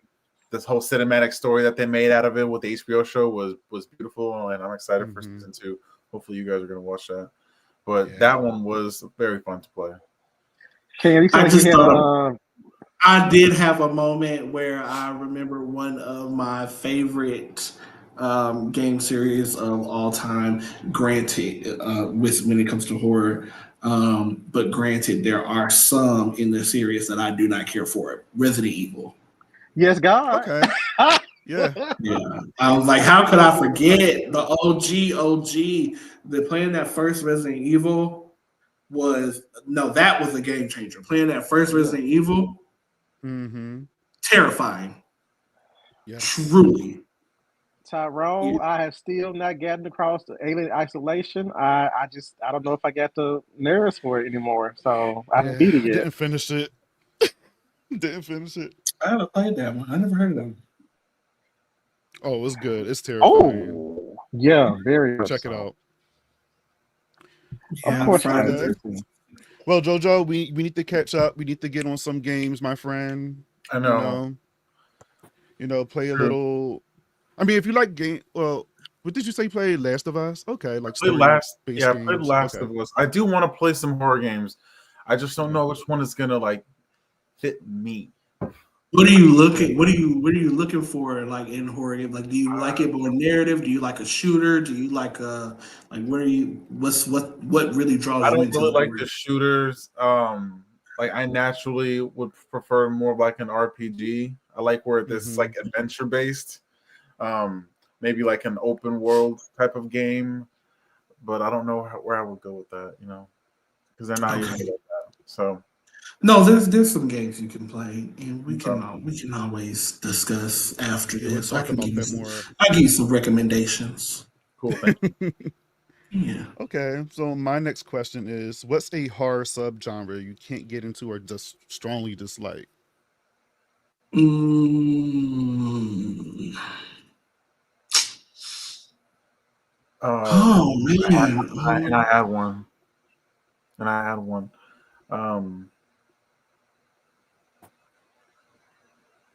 a subgenre that I cannot get into. Oh, Hmm. So some people don't like the whole possession thing, or maybe some people don't care for slashers. They don't um, care Oh, for. of all of those. Um, I feel like we talked about this on Twitter X not too long ago about subgenres that we didn't like, and my answer would be, I don't even know if you want to call it horror, but when it comes to the weather, like natural disasters or like flooding, Okay. mm, storms, or maybe like the Sharknado kind of stuff, maybe like shark movies. Shark movies are sometimes they're okay, but not I don't gravitate towards them. So that type of subgenre when it comes to really like the weather Hmm. or climate change, like day after that's Nature. tomorrow. yeah, like stuff like that. I Okay. would say if you consider that like a subgenre, or it could be like for horror, Yeah. Twister or Twisters. I was just about to say somebody just put in the kind of apocalyptic horror. Or Yeah, okay, there you go. Apocalyptic horror. That's probably the best yeah, thing to say. natural disasters, apocalyptic. Yeah, Yeah, military horror. Okay. what's Yeah, I'm military not. horror? Like Hills Have Eyes 2? Military horror? I would consider that, but that's Ooh. entertaining. I like Hills Have Eyes too a little bit. I saw someone on the comments said that they didn't like that one as a sequel. I don't mind it.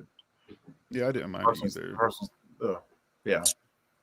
A subgenre of horror that I cannot get into. I like. I want to say like overly gory stuff that is just like no purpose to it. It's just straight up. Like torture porn. Yeah. Understandable, Kenya. Understand. Saw. There's no background on why you're doing it. Like you're just doing it for like that. It is terrifying to think of because people like that do exist, but Hmm. you don't have no motivation. I like my killers to have a purpose to why they're doing whatever they're doing, whether it be you are supernatural and you've come back for vengeance or something like that. I need there to be a purpose, a motive to what you're Okay. doing.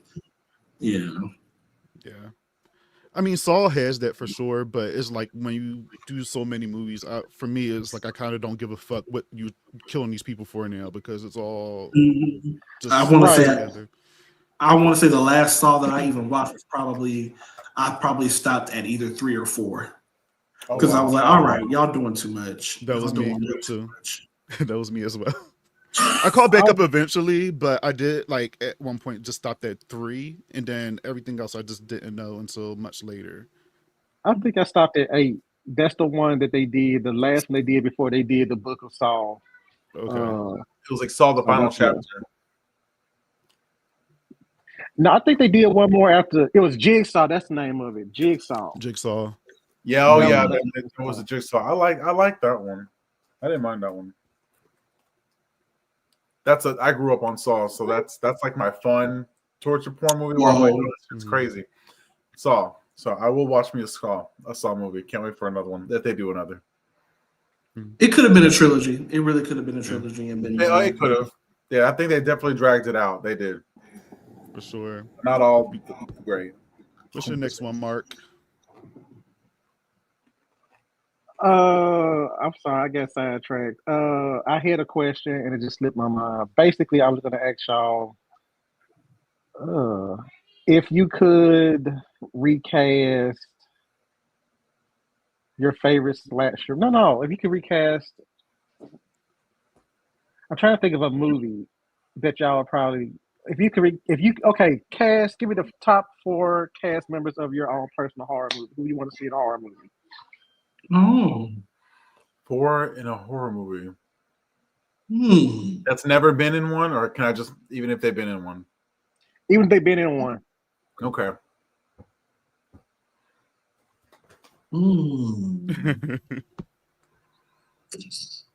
Oh, okay. Samara Weaving.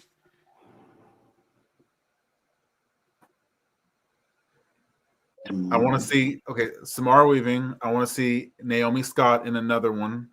Yes.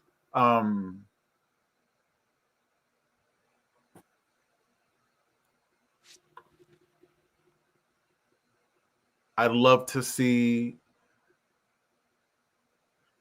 Xolo Maridueña, aka the boy that's does Blue Beetle and Cobra Kai. Miguel from Cobra Kai. Yeah. Blue Beetle. I'd like to see him. And I think that's 3. Yeah, that's 3. And then one more. I'm gonna say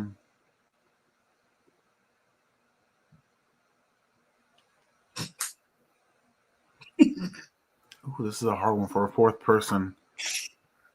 Samara, Xolo. Oh crap, who did I say after Samara?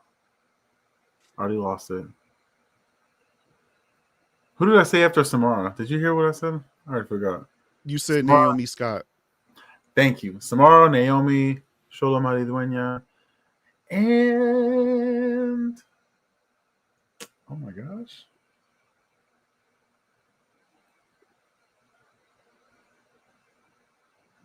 I can't think of a 4th one. Or you want to come back to that? I'll think of the 4th one. No. Let me go ahead, King. I can't think of a 4th one. I would definitely first and foremost put Brandy in a proper horror movie. Yes. Yeah. Proper is the correct word.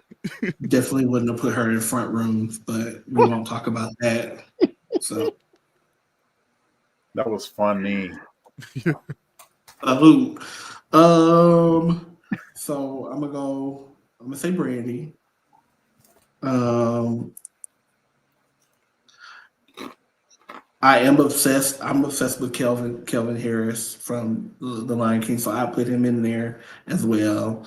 I think he would do well with that. And then for like a real seasoned, actress.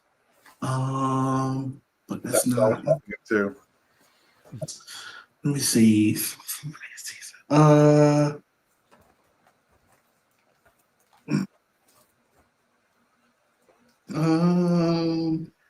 said I think actress? Yeah, I'm trying to think of somebody that's like a heavy. While you think about that, I got my 4th. I would love to see Angela Bassett in a good horror movie. I was thinking about Listen, I'll let you have it. Scared as hell. I want to see her just terrified, and I know she could do it. I want to see Angela Bassett in a horror movie. Yes. I've already seen what she can do, like an American Horror Story. And what else has she been in horror? I don't know if you consider the Vampire in Brooklyn like horror. Yeah. Murphy. Oh yeah. Yeah, it is. She was Critters good. 4. I would love to She was see in Critters. a horror movie for sure. Oh. Okay, I'm also gonna put he would be Journey. so good for Scream 7. He would.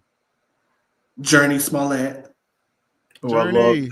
He is really good. Yes. He is very good. No, did I say Journey? Not Journey then. What's the girl? The sister. Journey. Oh, okay. Somebody said he, and then I was like, wait a minute. Okay. No, that's Jussie. I heard somebody say Not Jussie. Okay. Not Jussie. No, Journey. Journey Smollett and one more.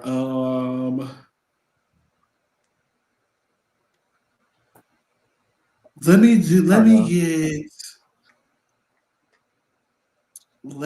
do Marseille. I want to see Marseille. I want to see what Marseille Martin would do in a horror movie. Yeah, okay. I can see that. Yeah. She would kill it. Yeah, she gonna be the real fresh. Period. Yeah. Okay. Well, we gotta go, but I do have one more question. And all I need is just one. We don't even need a why. Just one question. One answer. I'm sorry. I'm only going to give you these 4 people. So who would be last to survive against Victor Crowley? Gail Weathers, Laurie Strode, Nancy Thompson, or Jerry Lynn from Demon Knight? And just give me one, and then we can bounce. Say it one more time. Who would survive him? Who's surviving against Victor Crowley from the Hatchet films? Gail Weathers. Okay. I'm leaving Sydney out of this. Laurie Strode. And let's just say not Jamie Lee Curtis, Laurie Strode. Let's say Rob Zombie's Laurie Strode. Nancy from Nightmare on Elm Street, and then Jerry Lynn from Demon Knight. Rob Zombie's Laurie. Rob Zombie's Laurie. Rob Zombie's Laurie. Okay. Bad. She's been through hell. She can go through some more. And what about you, Cam? Who was surviving? Who did you say from Demon Knight? Jerry Lynn, Jada Pinkett. Jerry, yes. Ooh. So you say Jerry Lynn? You know what?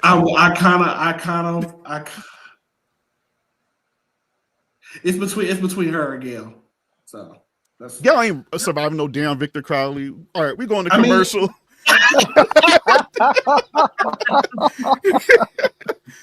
This has been the Hell Seat, y'all. Let's see if you survive this. Let's X the crew.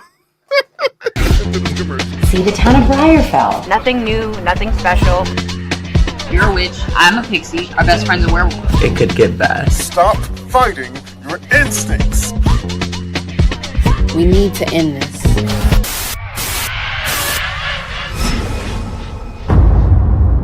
I think it's pretty simple what you have to do.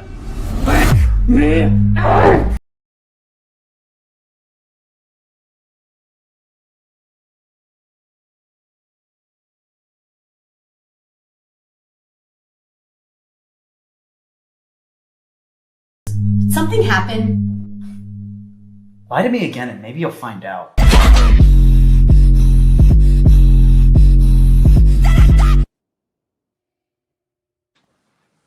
Right, all right. Hey, all right, Yes. all right. Hey. A fan already.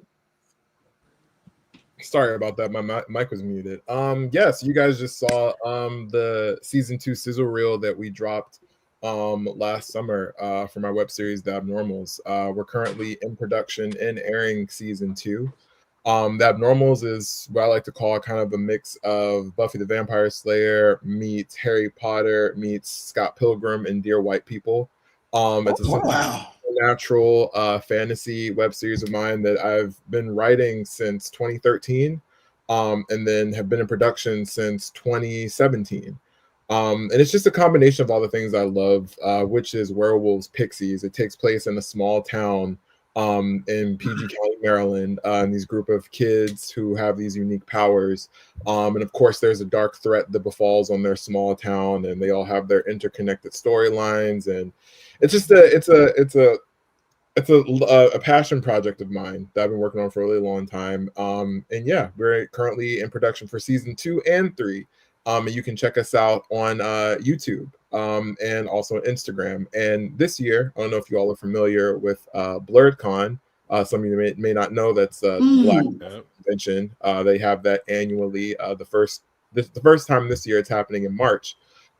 We had a panel last summer there, and we're also going to be having a panel this year where we're going to be premiering our special horror episode, The Room in the House of the Evil Dead, which is heavily inspired by the Tommy Wiseau film. I don't know if you are familiar with, called The Room. And of course, it's also some homages to the Evil Dead and the Japanese horror movie House. So we'll be premiering part 1 there this March. And it'll be me and a few of my cast members. Some of them are kind of behind me here in my background. And yeah, it's going to be a great time. So hopefully you guys can check it out, and I'll be able to make the panel available online for people to check out who won't be able to be there. So yeah. Hey. Yes. Let me know where to send my reel. Oh, nice. Okay, cool. For sure. All right, so we're going to do something new for all, and this little segment is called Nailed It or Failed It. And so you're just going to be a quick response to the questions that I want to ask you. And you're going to tell us, did they nail it or did they fail it? Example. Likeable ensembles in horror. Maxine. Oh. No, the question. That's the topic. Now I want to give you the first one we're gonna do. Maxine.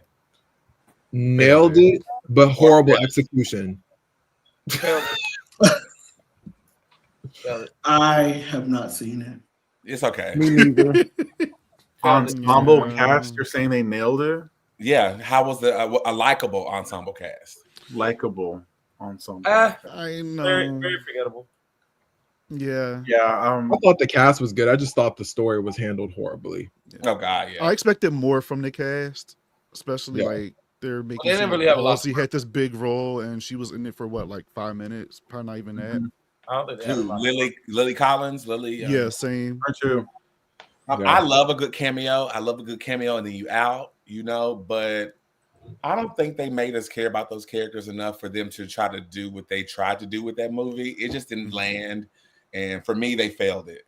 I mean, it felt like the focus was going to be on Maxine anyway. Like that's what they wanted, not necessarily the other characters. Mm-hmm.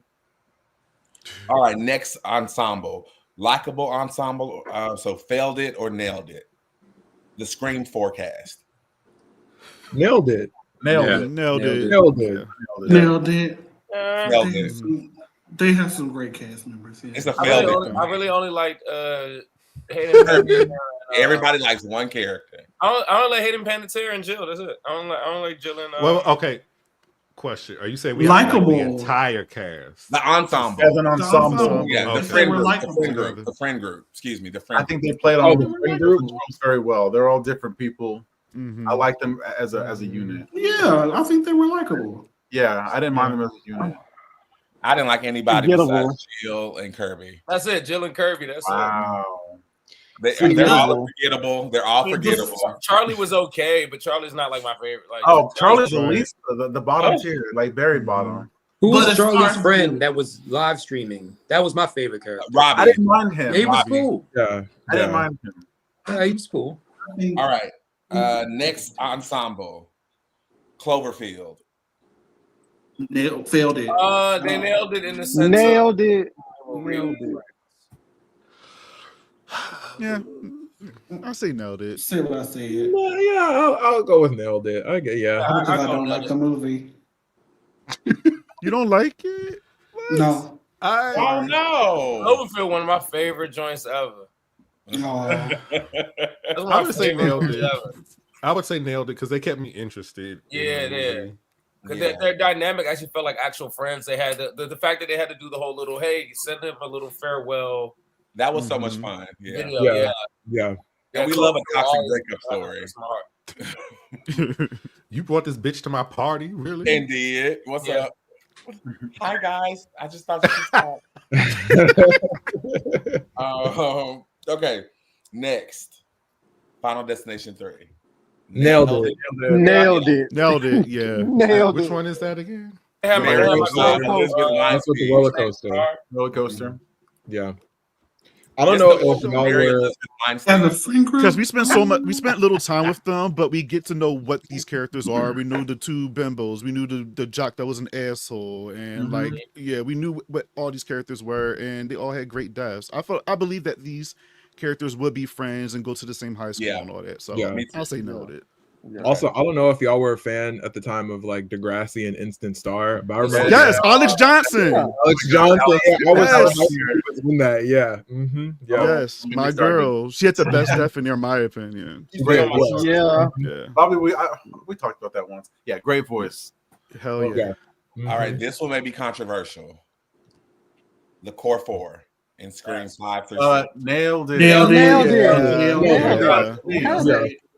As far as likable, nailed it. Absolutely nailed it. They were absolutely likable.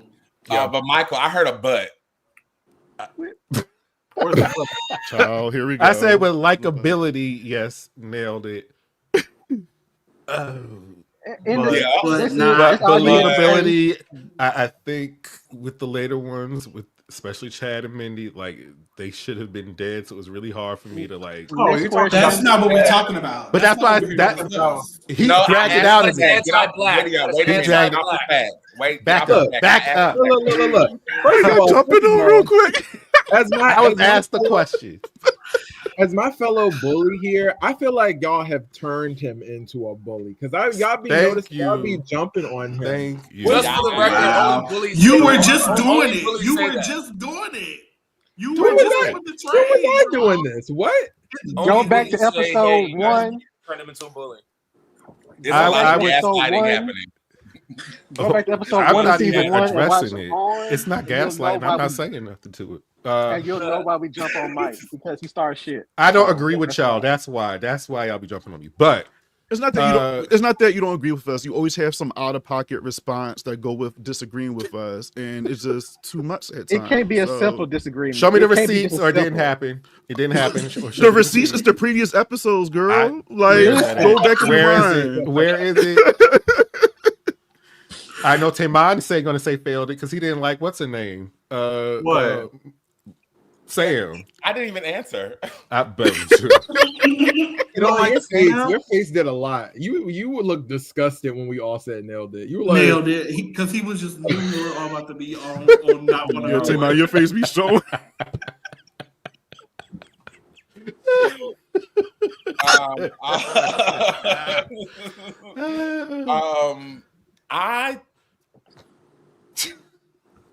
By the 6th one, they were great. Wow. That first one, they were late. Sam was late. Mindy was late. And Chad was late. And in the 6th one, they became great. Okay? Okay. Okay. Now y'all quiet as fuck now. What y'all got to say? Wait a Well, okay. I have my theories about Sam for Scream 5 that I think I expressed to you, Timon, already. I can't speak about Melissa Barrett's performance, but Sam, as someone who is just finding out her life has been uprooted by a serial killer, and someone who's very like, oh my God, I can't believe this is happening to me. Like, she just was having an outer body experience all of Scream 5. You know, and that's and that can be a real place. Yeah, exactly. Yeah, it's a different way of expression. Yeah, So everybody don't react the same. Yeah, they don't. Yeah, or think logically. About things either. I'll say that she was medicated and she saw her dead father, who she never met, but exactly she saw him clearly. She saw documentaries. She saw photos. Come on. Yeah, she saw photos. Her mom had them posted up, I'm sure, around the house. And, I'm sure she saw the articles. I'm sure she was ridiculed before the end. That's why she had to. That's why she had to get out of town. Photos in her mom's diary, probably. Ooh, that's what she did. But remember, somebody attacked her in the break room. Don't forget that. Next question. We're gonna of an abandoned hospital. Yeah, we're gonna talk about besties. Have a sip. I don't got nothing left. Yikes. Oh no. Nailed it or failed it. The casting of Danielle Harris as Annie Brackett in Halloween. Nailed it. I'll say nailed it in part 2. I didn't really care for her. And I love Danielle Harris. That's my girl. But I'll say nailed it in part 2. The first Rob Zombie, no. Man, she not got even with the screen. She got yanked back in the house. What else do you want? I mean, that was an iconic scene, but we seen that in the trailer. Lori. Baby.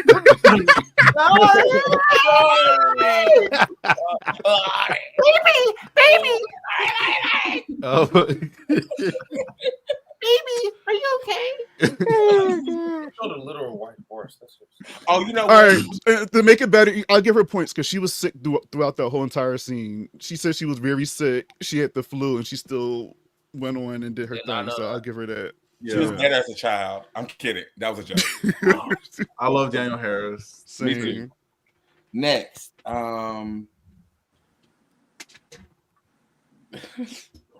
nailed it or failed it. Sydney as a best friend. Which movie? Just her stint with friendships. Failed Failed. She's the angel of death. Yeah, Alex. I mean, I think we need to give Failed Sydney it. some grace because how many of us I can retire friends in high happily. school? How many of us picked good friends in high school? I picked good friends. Yeah, I had good friends. I'm still I was friends with my alone, friends in high so. school. Same. You assimilate. I didn't. Bitches. I said that for Mike because Mike knows he has a really big grief against Sydney and how she maintains her friendships over the course of years. And you're not the only person. A lot of people blame her for a certain situation that we're going to talk about. Hallie, is it McDaniel? Yeah. Yep. Yes. She definitely got Hallie killed. Tamar, why will you bring this topic up, man? I'm so sorry. Let me. I feel like you are intentionally trying to Yeah. get me agitated. Bring It's these not even things. just about you. You're not the only person. Alex said it too. I know. It's true. Like what did I say? What you just She's said. the angel of death. Yeah, well, I mean, that's what they say. But like, I mean, to be honest, though, it's not our fault. None of that shit's our fault, though. Like, it's not our fault that she's the angel of y'all death. gonna have You know what I'm me. saying? I'm Like, sorry. Okay, sorry. She's not. She's not at fault, though. Stop making best friends when you know they're gonna get killed because of you. Yeah. Well, okay. She can't help that though. Like people. Yes, she can. You don't gravitate get to have towards her. friends.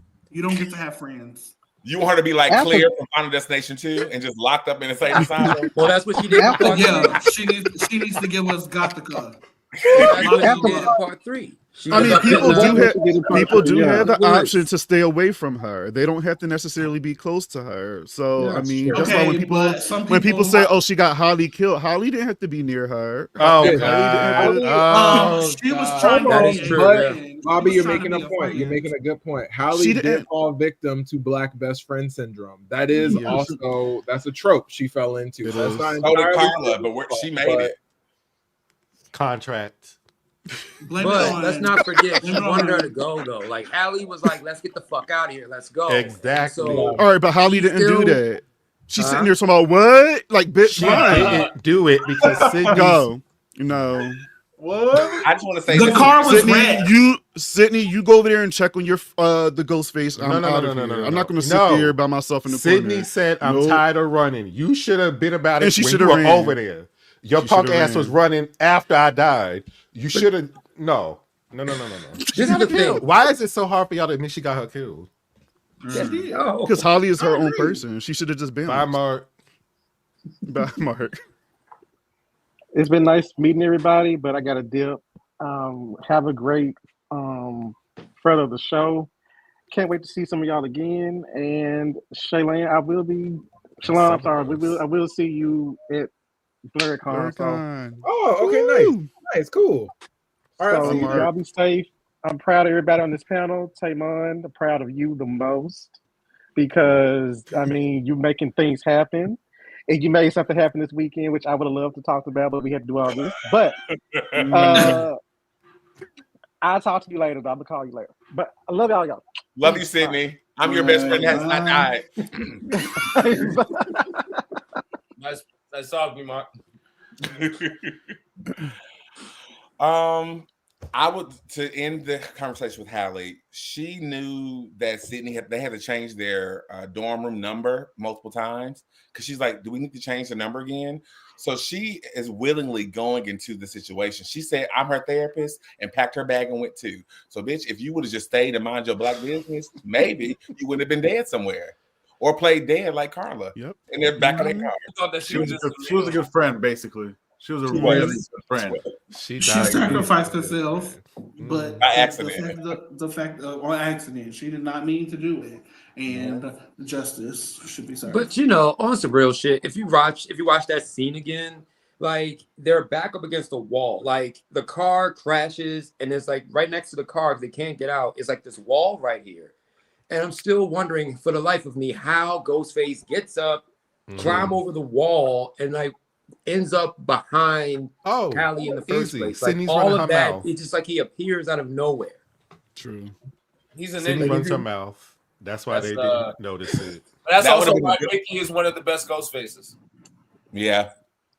That would have been a good moment to reveal a second killer. You know, Halle was supposed to be the original killer. Yeah. I would have loved to see You that. know a lot about Killer's Car. I think it's time for you and I to go to the Hell Seat. We got some things to talk about. Come on.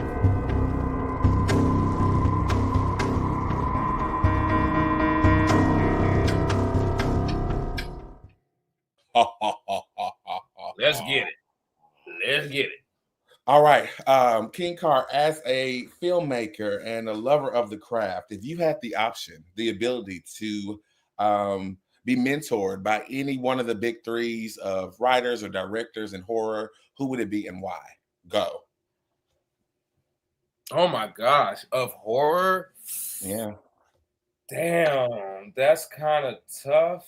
I mean, Wes is gone. Of course, I love Jordan Peele right now. Dead or alive? Dead or alive? I'm gonna go with. Damn, that's tough. It's John Carpenter's up there. I still like what. Let me think of something. Damn. If I had it. This is your mentor. Come on, man.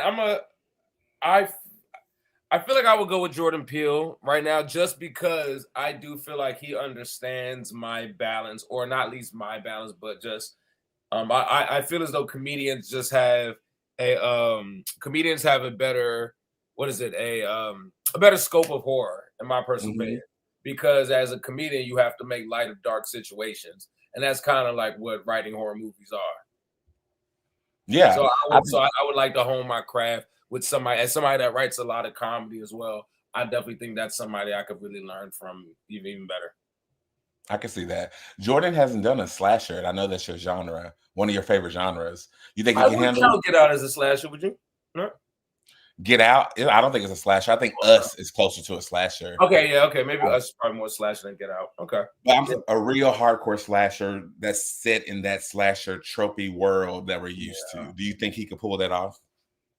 I think he could. I think, but I also think that's probably why he hasn't done that. I think that because it's too easy. It's too, or also too. I think black people too also don't 100% still don't see themselves like we want to see ourselves in slashers, but we don't see ourselves in slashers. There's still the not willing to want to like suspend disbelief. You know, a lot of times we're like, we wouldn't be in that situation. We wouldn't be in there. Like I wouldn't go in that room anyway or anything like that. You know what I mean? Yeah, it reminds me of on Candyman when Tiana Parrish was walking in, and towards the end she looked down the base and she was like, "Nope." Yeah, you know what I mean. Like those are anyway. Fun nuance though, but I also think that there's still a lot more that could be done with that too. Just so yeah, I would pick. I hate giving easy answers or whatever, but that's just for real right now. Like I would totally like to be mentored by Jordan Peele until like he opens the door and let me get to mentor some other motherfuckers. I don't think that's an easy answer, and I think it was a good one. Okay. What horror franchise do you think could always return? A horror franchise that can always return. Alien, Scream, and Evil Dead. Well, I maybe not so much Evil. Evil Dead is still on the rise. You could always make a new one, and I don't know. I guess it depends on how fresh you make it, because it's only so many times you're gonna have like a group of friends that accidentally read the book. I'm gonna show up every time, but it's only so many times you can do that. However, with Scream, you got like with Scream, it's definitely. As long as horror movies are still a thing, Scream has to be a thing because its existence is based on comments and on horror movies. So as long as it keeps on going, you're not really going to lose any like steam on that, in my personal opinion. Okay. What's your favorite horror Scream Queen or Final Girl?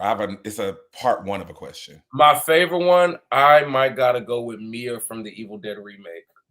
Okay. I might gotta go with Mia. What horror franchise other than Evil Dead could Mia survive in?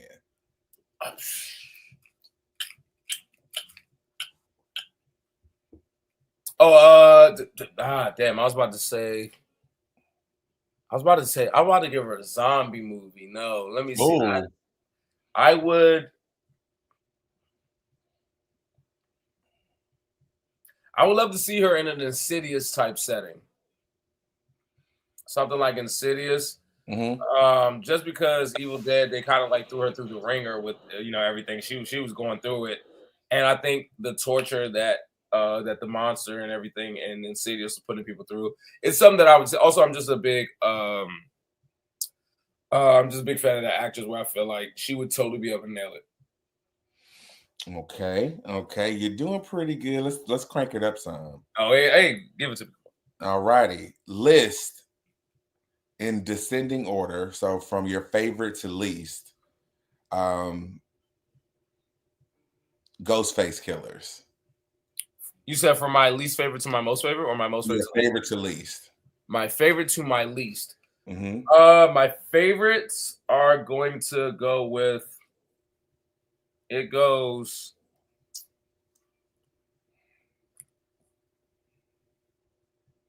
Billy, Stu, Mickey, Amber,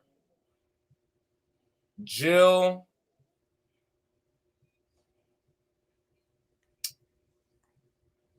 Roman, Richie, Charlie. Nancy goes. Nancy's cool too, but she's cool for being a mastermind. But I think, honestly, I think Mickey, Stu, and Billy be my top three. At the bottom, for just be actually not even Charlie. I forgot Ghostface's 6. They're actually at the bottom. Yeah, they're actually at the bottom. Sorry, Charlie, didn't mean to do that to you. Charlie could go up. All righty, let's see here. Last question. If you could resurrect one person from a horror movie franchise, who would it be and why? Resurrect one person from a horror movie franchise? Yep. What was it? The sister or the friend from The Descent? The one that the one that Juno killed? Or was it that Juno that got killed? I'd bring her back because that was just such a messed up. That was just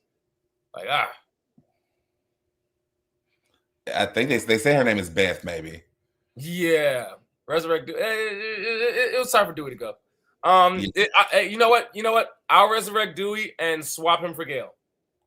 No, okay. So yeah. Gail should not have left Scream 6 alive. Wow. Car, I really thought that we were better than this. We lost Dewey Scream 5, so we should have lost Gail Scream 6, and then Scream 7 should have, Sydney, the final one left. She's the last of the survivors. She will be the last of the survivors of the murders of 1996. That's a big thing to take home. That's a big thing. I don't know. Amber successfully killed Dewey. That's why Amber is up there for me. She did, allegedly. I don't know if you're gonna pass based off that last question, but you know what? It's fine. That's the flying colors right there. Those are some fine colors if you ask me. Well, let's, in the terms of Mike, let's turn the lights back on.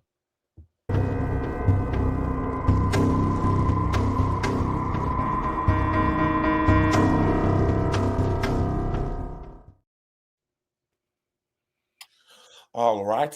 I see refills. I see things. Okay. All right. Welcome back. Hello. Hey. I was caught red-handed. He said,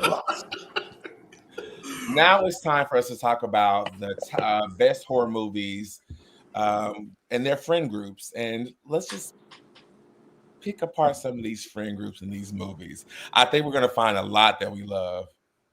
The Scream knowledge is crazy. Final Girls. Now, has everyone seen this? This one I didn't see. Okay, this is a fun movie. It's with Zoe Farmiga. Yeah, no, that's not her name. Tessa. Is it Tess? Thaisa? However you say. Her name is Zoe on Coven, so I was like, yes. Not you blend into fiction with little Zoe here. Her mother was an actress, and then this is one of those subgenres that deals with like multiple realities or time travel. They go back in time or into this movie. They go through this movie, and they have to survive this movie.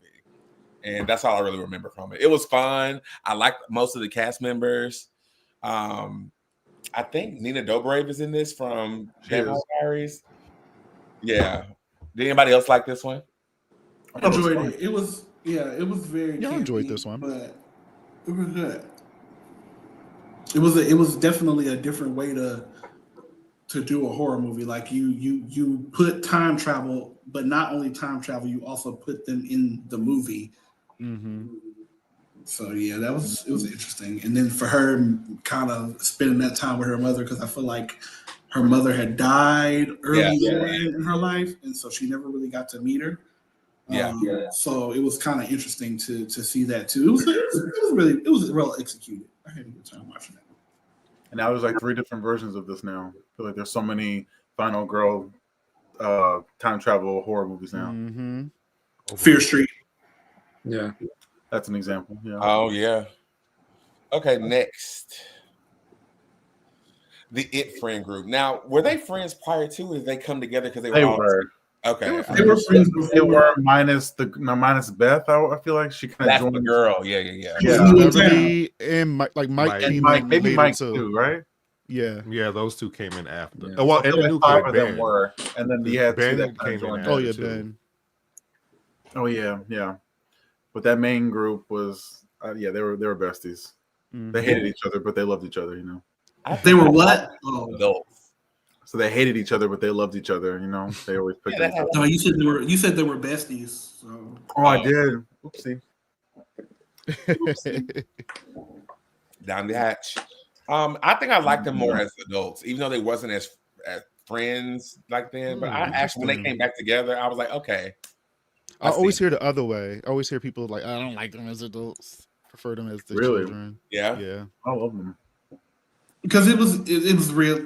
Them as adults now that you see it, it's very realistic because that's how it can be. You have these people that you grew up with, but you don't see them often. You don't hear from them very often. You might talk to 1 or 2 of them, and then y'all see each other. Everything's cool. It's a little awkward because y'all not regularly around each other. But if y'all see each other, it's like, oh yeah, we're familiar. But then they also were distant because of trauma too. So Yep.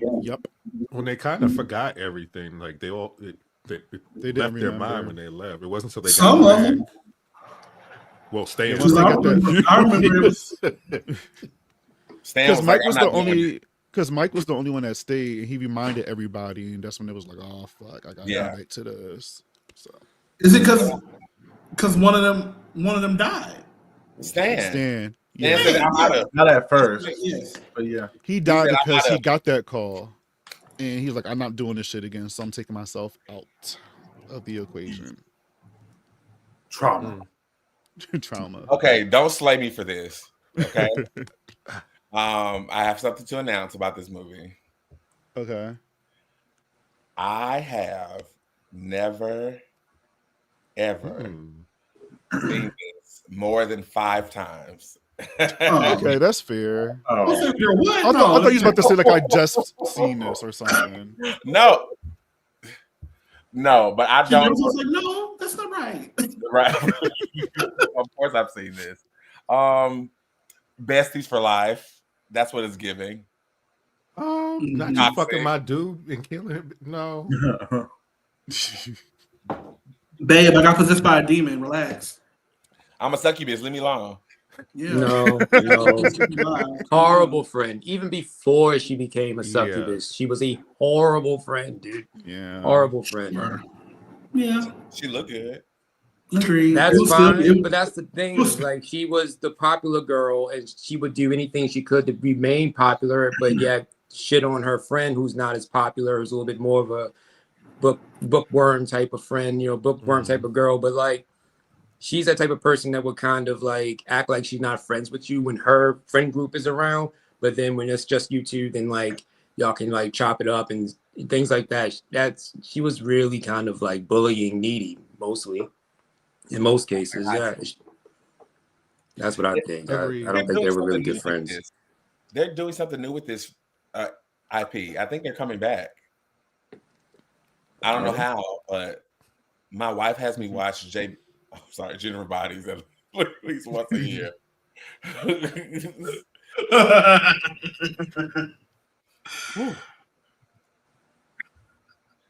Never seen it. I have no. Cam, that's X is good.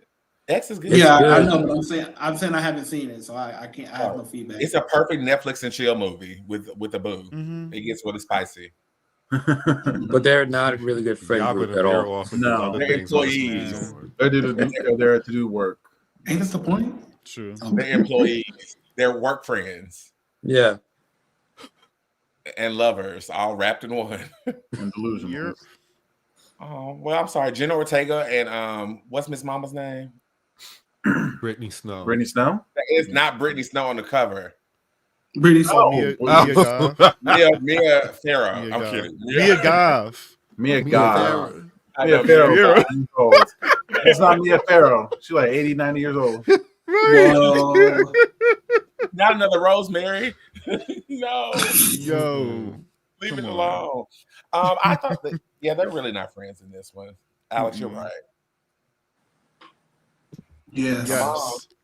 Rebecca Gayheart was the best friend in this. Okay, she was avenging. She ate. She was a real traitor, like traitor in it. Yes. The whole movie. You wouldn't have known. No, you would not. She would have won Traitors. Yes. Oh yeah, she would have won Traitors. And still would. She still would. Yeah. They're more like classmates who know each other, but I wouldn't say that they're friends really. They're all familiar with each other, but not friends. Well, the killer thought they were friends enough to be killed, so true. Because they're all in the same little classes and things like that. They run in the same circle. World. They were killing them because they were being killed because of a connection to her. But the friend group isn't about them. It's about the cheerleaders from high school who got the boyfriend killed, and then that's why she's the murderer. She befriended Alicia Witt is the friend. Yeah, this is all about friendship and the betrayal and heartbreak and lies. And this is basically why we got what we got, and this is our movie. So. Yeah. But did you ever feel like they really were really tight? No, I felt like Tara Reid. I felt like they had friendship. Were they best like friends? Brenda and Natalie, I could see them being like they were cool. Like she would check up on her and stuff like that. Tara Reid's character, like she was in and out because she did the radio thing. So I don't know. Like y'all said, I think they were more like classmates. But Brenda and Natalie, I felt like they were more friends than the other ones. But it was a reason why she befriended her. So exactly, yeah. See, yeah. There was a reason. Exactly. I think friendship is friendship. However, best friends is different. Okay. They weren't best friends, but they were. Whoa. Yes. Whoa. Whoa. Loved it. Whoa. Betrayal. The greatest friends you could ever. Agreed. This is it. This is the movie you watch with your friends on cabin trips. This is the movie you watch with your friends. And you side eye them like exactly. Which one of you bitches would do this? And Juno, oh no, fan favorite. Terrible. She made some bad choices. Okay, a lot of bad choices. A lot. There were quite a few bad decisions here. Yes, more than a few, I'd say. There were several. I would say her mistakes all took place outside of the cave. In the cave, it was all fair game. True. But outside of it was where the bad decisions. But she's the reason why we got in this cave. Like we shouldn't even be going. We shouldn't even be here. Well, what are we doing this for? Right. They were going to name that cave. Yeah, they were going to name it. Because why did we end up here? I think that's a good phrase in friend groups. Why are we in here? Do you want an adventure or not? Yeah, definitely. That's the this best is not. This is Protect the block. Yes, that's one of the best examples. Our time of adventure. Yeah, I've never seen this. Now these some badass kids. They bad as shit, but they're friends. Yeah. And they stuck together the entire time. Yeah. They just happened to die one by one, but yeah, Oh, no, they that stuck was together the entire time. That's who I'd want to see in another horror movie, John Boyega. I would want to see him. Yeah, yeah. Oh, Alex, Yeah. you are hilarious. That is a hilarious phrase. They stuck together, but they died one at a time. One by one. Wait, But they were JoJo, you killing haven't seen this? kids? No, is that Netflix? Okay. I haven't seen it either. Oh, you haven't seen it either? I You don't guys check should it check it out. out. Yeah, it's a good time. It's a lot of fun. I've heard good things. I don't know where you can find it now. Let's talk about the best double feature you will enjoy in one night with a group of friends. Child. Bodies, and it's what's inside. You want to talk about messy? It's what's inside. It's messy boobs. Messy. Yeah. I saw Messy. this. Bitch. I thought only it was seen just- bodies. Can somebody give us a summary? That one I didn't care. I don't want to. I don't want to. I can do what's inside, but I couldn't do bodies. I actually still have not. I can tell you about bodies is like a play on what we were doing earlier, like a murder mystery, but it's really not a murder mystery, but it's set up in the premise of an event happens and we're trying to figure out what happens, and throughout us trying to figure it out, other people are being murdered or being taken out of the equation to make you think that there's a serial killer. They have a really good twist in it. It's silly, it's fun. It has all the lingo of that generation that you see on that cover. Gen Z So you'll hear gaslight me, don't mansplain to me. You'll hear that quite a bit, all those things in this episode. My favorite is at the bottom of the poster. Oh, yes. Mine is the one at the top left who's in I Know What You Did Last Summer remake. Oh, that's who's... She is going to be in there. But also favorite bottom. She killed me. And did. She. Oh, this girl here was good too. The black girl to the right. She was my absolute favorite. Yeah. Honestly, this cast is good together. Yeah, they were great together. This it looked like a slasher that we will see, but that's not what we got. However, it's what's inside. That I haven't seen.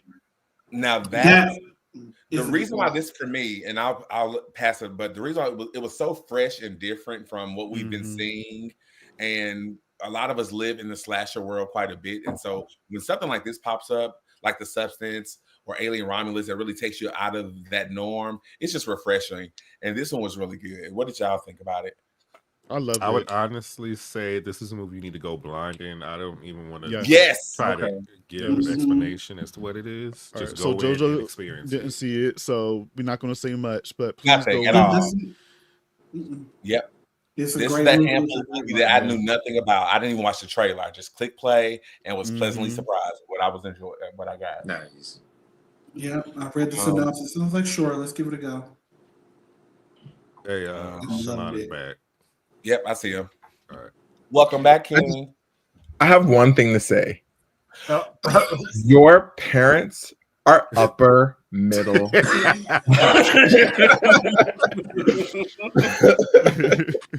So that's why you got the bully. And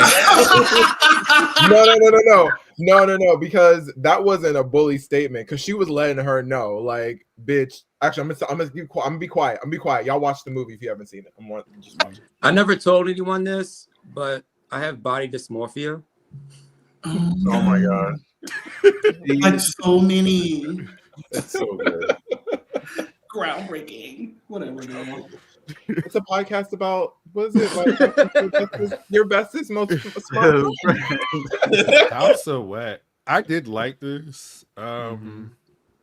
Damn, it's been a while since I've seen it though. But I felt like Paris Hilton was good in this, and I felt I was surprised. Her contract back then or something. They gave her like a whole chase scene, something like a whole moment. And this is, I want to say this was like her first film. And I remember I used to watch TRL back in the day, and they were heavily promoting this movie and Paris Hilton and all that stuff back then. And I remember thinking, like, this girl doesn't do anything, but like, why is she in this movie? Like, why does she get this moment? I don't know. But they really do give her a huge moment because of who she was. Yeah, you know. But it was a good chase scene. Yeah, I enjoyed it. Yeah, and she had one of the most craziest deaths. Like the hole through the head was insane. Just the beginning with the ankles, back the ankles. Oh yeah. Yeah. Oh yeah. Nasty, by the way. And then I feel like if you find out like how her whole public persona has just been an act this whole time, it's I like, know. oh, Paris Hilton is actually a pretty decent actress. Genius. And not only that, she's a genius. And she's just beat. That's it. Yeah, I've been playing you girls for all my life. I'm actually very smart, and I've been making all my business deals. My family disowned me. I'm literally like doing this shit on my own, and I'm coined now. I'm just pretty. That's what makes this. Yeah. She's smart. She's not stupid. Was Elisha Cuthbert, was that the mother in Final Girls that we talked about first? No. No. Tomato, potato. That was I think that was in Final Girls. I think that was Malin Ackerman. Yes, that is her. That is her. They're the same person. Yeah. Another situation where why are we in here? But Strong J. Strong J. I didn't remember they were friends. Utterly terrifying. The two mains are friends. The two mains are friends. The one that she goes to get help from to help her unlock the Philosopher's Stone and whatever they got to do down there, Harry Potter shit. That sounds like something you would do. Who out of the Kings would you take along with you on your journey below? It has to be somebody who's not scared. And it has to be somebody who don't mind getting a little dirty. So you're out of it, Michael. Clearly. Clearly. I feel like Alex wouldn't be scared to get dirty if we had to like give a story. If we had to like, do a documentary and really want to exactly. Shit. Yeah. Jesus, Kenny the camera. Yeah. Move your tub of lard ass now. You're oh my God. But has everyone seen this movie? No, I haven't. It's been a minute. Go ahead. If you have not seen this movie is terrifying. Enjoy. Okay. If you love The Descent, you'll love that movie. Yes. I'm sorry. We're doing Gil Hailstorm impersonations. I have to do one last one. Here, hold my gum. Gil. I just step on Gil's shoes. I'm sorry. No, we can't do. Excuse me. Next one. Next is Cabin Fever, not Cabin in the Woods. It's Cabin Fever, and I think they were friends from what I remember. I've seen this a long time ago. Yeah, they were college. They're all in college together, and they were friends. Yeah. But they were shitty friends. Like they were like kind of hated a little bit. You kind of hated each one. I don't know. At least I did. But they were all friends. Yeah. Now that we going through this, would we even be interested in a movie where the friendships are healthy and everybody was treating each other well? I would. I mean, think about Helen, Barry, and Julie and Ray. They were healthy and happy. Did you not just say Barry was choked? Wait, that's a scary movie. Barry was. He did choke Julie out, but it was a different situation. It was no, that was uncalled for. Ray let it happen, so now what? And Ray let it happen. That was wild. He got to die in this one now. Yeah. Oh no, they're gonna do it. Next slide. Yeah. The Cabin in the Woods. This was like the Breakfast Club in a horror movie, basically. There were like 4 or 5 different like types of people that came together in this one particular case. I don't think they all really knew each other. They kind of like knew this person and that person brought somebody and things like that. But like, I don't think they all were like really, really tight, really good friends like that. Yeah, they just kind of all met up and hung out for the first time, I think, in that particular. I feel like they were friends. I think something like Jesse, that, like college or something. Is the only one that they all went to college together, but they seem to know each other very well because when the stoner starts realizing what's going on, he's explaining like, "Nah, this guy is, is smart, and she doesn't do this." Like he's catching all their quirks. Like they're not like this. I know these people, and I made out with her and all this shit. Like I feel like they definitely knew each other. But I don't think they were in college. They were friends in college. They were college friends. College friends, work friends. And so college friends, those people. College Friends. Kind of similar to like the College Cabin Friends, Fever kids. you- They were all went to Because college. like Jesse, what was that? Jesse Williams' character, like he kind of just came in like just meeting the one girl and things like that. They all weren't entirely acquainted with each other though. It was just like the weekend where some of them were kind of meeting each other for the very first time type of thing. But yeah, 5 of them were friends. Like The Blackening. I could tell you, 5 of them were. Oh, friends. The Blackening. Yeah, The Blackening is a good one. The Blackening is really Talking about it, good. but it's a good one. Really good. Yeah. No, well, they are in the friends. In the They're beginning, friends for sure, but I couldn't want stand the everybody- alpha boys, macho alpha bullshit. I hated this cast. Yeah, I did Yeah. too. I wanted everyone dead. yeah. I think I watched this movie while I was sick, like early last year. And I was like, please take me out of my misery. Y'all don't think the main girl was giving Sydney Prescott a little bit? She No, the was main not girl was giving giving Julie. She was giving to be I was Sydney feeling Prescott. Julie. She looks tired, so you know she's giving. But what I'm saying is, this movie, But the we- cast wasn't good, and I hate to say I this. enjoyed it. Yeah, I liked it, and even though we didn't like them, character wise, they were friends. They meeting They up were. Thanksgiving. They're hanging out. You can tell that they hang out at school. They Right. doing the whole Black Friday thing together. So Right. even though they were They were trash, friends when they were you kids. can tell they were friends. Yeah, they were younger. Yeah, Even Patrick Dempsey and the guy he was cheating, wife he was cheating with, were friends. right. I mean, it's a Yeah, small ass yeah. town. You're gonna be friends with everybody at some point. And sleeping with everybody, apparently. I mean, that was Gina babysitter. Gershon from Showgirls and Bound. Yeah. Now that I think about it, yes. Great movie. What's his? what, What's that? Showgirls or Bound? Babysitter. Yeah, Babysitter Oh. was fun. Sorry. My bad. I know you were feeling that. I know. I get it. I know. I But think saw Babysitter that. had a lot of fun. They're doing a third one too, right? A third Babysitter. Oh, really? I think so. Don't quote me on that. I could be wrong, but I think they are. Yeah, I can't say All this that. we got is the one Babysitter Killer Queen. And I don't even think they should have did a sequel, but I mean, sure. Oh, you're right. As of November 23rd, a sequel is still in development. Oh, wow. 2023. I mean, I like both of them. The second one, I was just like, we didn't really need it. I think the We first didn't one was need good as its It was own. great. It was, yeah, It was a nice to great see Jenna standalone. Ortega Mm-hmm. before she was Jenna Ortega. Yeah. We talked about it once. Mm-hmm.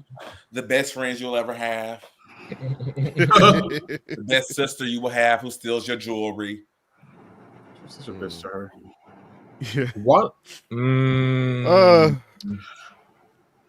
Terrible trash friend group. Trash friend group. The guys were friends, but not like great friends, but they were friends. The whole movie is trash.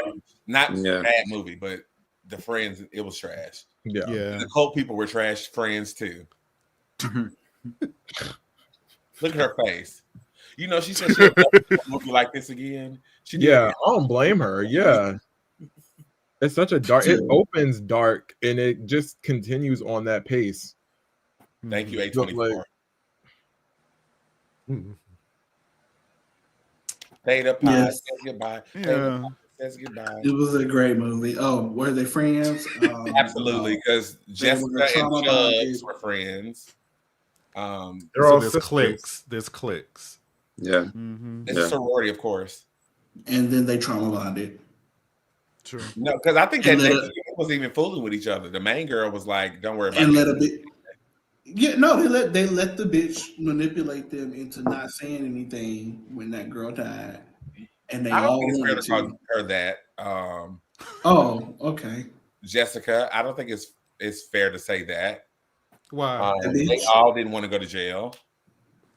She was pushing it. Don't even, She was like, "Let's break this down. This is what's gonna happen, you guys. Let's all think about it." She's going up, wrap it up.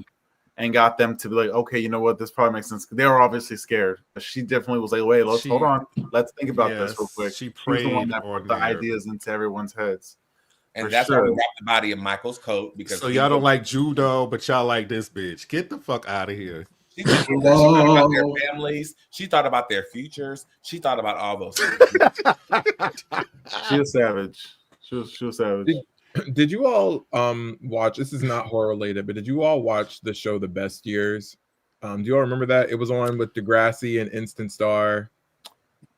I Hold heard on. of that. The Wait. best years? The Best Years. It was about this girl, Samantha Best, and she was in college. Anyway, there was a situation. The first episode, a character ends up dead. And the main blonde girl is like, well, you know, who are the police gonna believe? The two drunk white chicks or the black guy? And that's what That sounds like something on the end. Yeah. That's about right. I don't remember that. The best years. That sounds familiar. It was on The for best one years, season, and then absolutely. It sounds very coded. Yeah, Yeah. her name was Samantha Best, and it was like a play on words. The best years, and they were in college. It was yeah.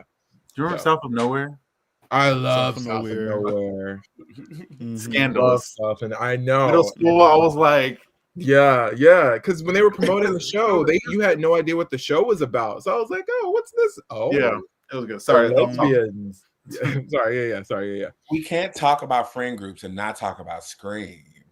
This particular group. This is a representation of the franchise. Okay. Let's be clear. Yeah. The original friend group had all special characters, I think, and I don't think that's been replicated in another Scream movie. Tatum, Randy, Stu, and Billy, and Sydney too. I think the core 4 and 6. I felt like something about them meshed well. Right. So I would say I could almost give it to them because I mean none of them were killers like in the first movie, but it was more one, developed too. And one wasn't pressuring the other one to have sex and then got a baby on the way with some up. So yeah, I'm going to go with Scream 6. Yeah, and you know they were friends since they were in diapers. Right. I would assume the same thing with Randy and Tatum and Sydney. Yeah. Maybe, yeah. Maybe Billy. But for sure, the core 4 grew up as kids together, so they do have a cool bond. Scream. We said Scream 4. Scream 2 was Hallie, Mickey, Derek, and that's it. It shrunk. Yeah, they're all dead. Scream 3. She had no friends. Nobody had friends in that one. Scream 4. We had we had Kirby, Olivia, Robbie, Charlie, Kirby, all the same names. Robbie, Charlie, and they tried to give you the same energy of the friend group as the original. They did try to copy it for sure. Yeah, but you know, the friend group in Scream 4 felt like they were all meant to be killed off. I never got the sense that we were supposed to be attached to them. They felt like we're bringing them in to kill them all. Cannon fodder. Yeah, that's what it felt like to me anyway. Yeah, because I think they probably spent so much money on the opening cameos that they couldn't really afford a friend group to really carry the rest of the movie. You know, I'm bringing that up, please. Thanks. Let's see. Oh God.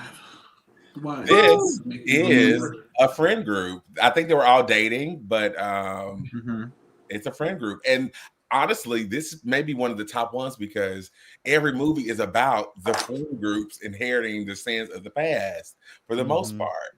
And so Nancy's first group, and then Kristen's first group, and then Alice's first and second group. Yes. Yes.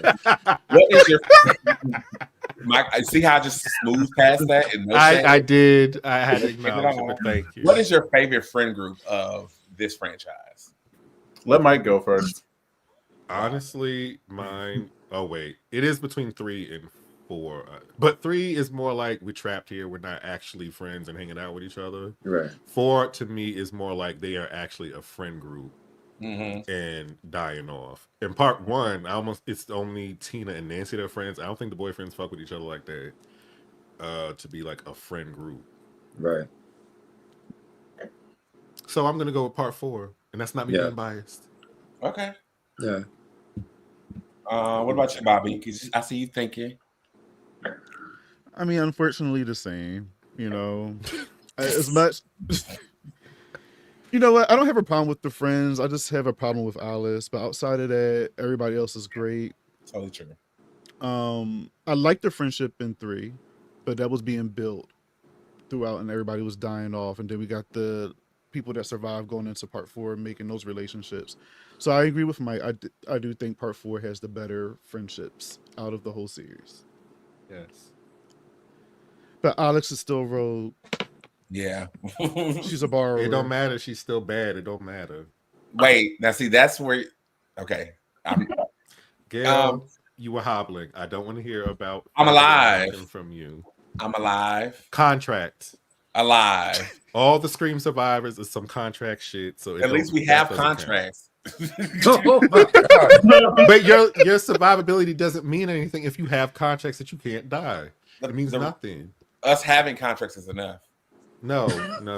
That's some new being a part of a promo is enough. Also, 5-6 survivors don't mean shit either. That's not impressive. So okay, no shade.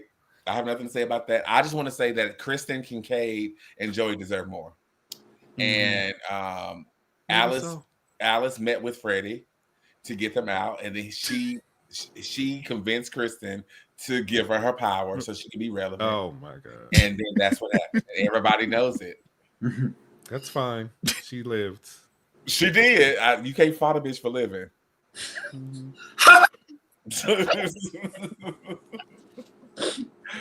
That was fun. So yikes. That was where we. So y'all just gonna skip out Lori, Annie, and Linda in the first original Halloween? Okay. I just want to say for honorable mentions, Bobby, what do you have? You said what? For honorable mentions, Bobby, did you have anybody that we didn't? Not really. We covered pretty much everything, honestly. Besides what I just said, yeah.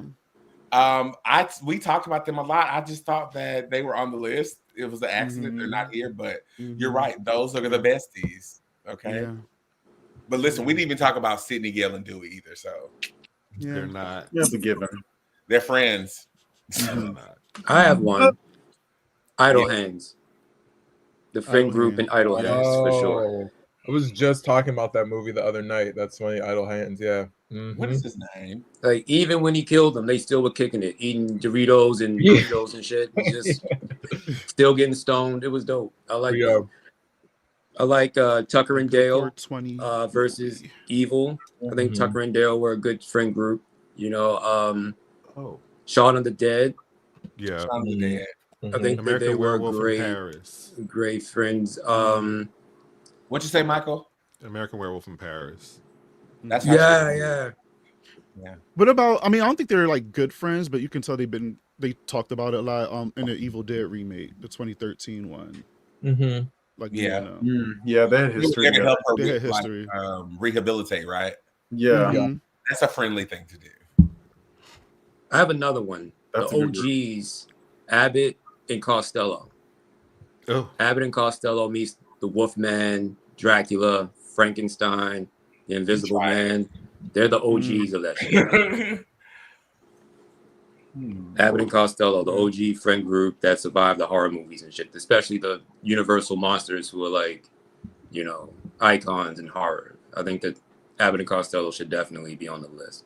Mike, I think you and I talked about Fright Night. Yeah. Because even though that was his girlfriend, you could still feel like they probably grew up as friends, and then they became romantic slowly. Right. And then of course the other bestie who got turned into the little slave. Yeah. Jojo, you got something? What about as an ensemble cast? Because I don't really per se love all of them, but as a unit, what about the kids from Jeepers Creepers 2 on the school bus? Oh, yeah. I feel like that was a fun group. Different minds, different people, characters, you know? Yeah. Hated some, enjoyed some, but together, I feel like they were believable. Agreed. That's a good one. Fellas, we have discussed quite a bit. Kingz, new Kingz, welcome to the family. This is just so many cool things to happen in the next couple of weeks and months to come. I'm super excited for what everybody's working on individually and collectively. Next week, we will be back with the Fear Street trilogy. Fun. We will be talking about both of those movies, a little highlight to the books, but really digging into the power of this trilogy and what it brought to us in that time, because it shook the table. They gave us 3 movies within, what, 2 months or 3 months? 3 weeks. 3 weeks. Yeah, 3 weeks? New movie Yeah. each week. Yeah. That's the model we need. Okay, that's how you give me a trilogy. Wow. I didn't. I felt like it was bordering between them, but I guess it was. Yeah, Each week that it was was- a new movie. I Yeah, love it. they were promoting it that way. I remember. Very much so. So next week, tune in. We'll be right back here on Scream Kings. I am Tamon Kane, the real Gil Weathers, and you can find me here on Scream Kings and on Geeking Out. I'm Bobby Torres. You can find me People Under the Scares with my co-host Michael Anthony over here. Bobby Torres with his United S on X, Instagram, Blue Sky, and obviously Bobby Likes to Spook You on the YouTube. Michael Anthony, obviously Bobby just gave that. You can find me everywhere he just said, except my name is at ThackRayBinks86. Let me see what else. I don't know what else to say. I'm glad to see that we have some new Kings. This was really fun. I had a good time tonight. Normally about an hour and a half, I'm tapped out, so I was entertained the entire time. Yeah. And I can't wait to see what else is going to happen and who is going to take the crown. I want to see who is going to rile the people up. And Hi, yes, it is I, Cadence. I'm happy to be present and to have participated in tonight's broadcast. I thank you all for having me. It's a pleasure. You can find me on X at Cadence Third World, as you can see, and on Instagram as Nova_Kane. Sorry. You can also find me on the Geeking Out podcast. Yes, thank you. Over to you, JoJo. Me, yes, JoJo. You can find me as Curious JoJo on YouTube and X, Twitter, Instagram at I am JoJo Cortez. And I had a great time tonight. It was really fun. I enjoyed all you guys, so this was fun. My name is Alex Arson. You can find me at Horror Flicks and Chill on Instagram and YouTube as well. I was really nervous at first. I thought my head was going to explode like in Scanners.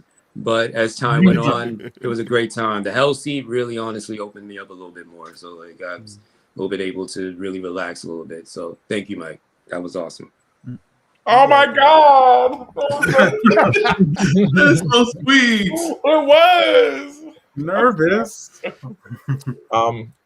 Great time with you all. It was such a great time talking shit, talking about horror movies, all that good stuff. I'm glad I was able to rejoin. You can find me on IG at skip_STU. You can also check my projects out, The Abnormal Season 1 and Season 2 up on Skip Studios on YouTube. And come check us out at BlurredCon. March 8th will be our panel at 2:30, between 2:30 to 3:45. So we kind of have that good prime time era. So yeah, this is a great time. I can't wait until the next episode. Yeah. So next Wednesday, 8:00, Fear Street Trilogy. Be there or be square. We love you. And as we say on Scream Kings, we will scream you later. Yep. See ya. Ciao. Bye.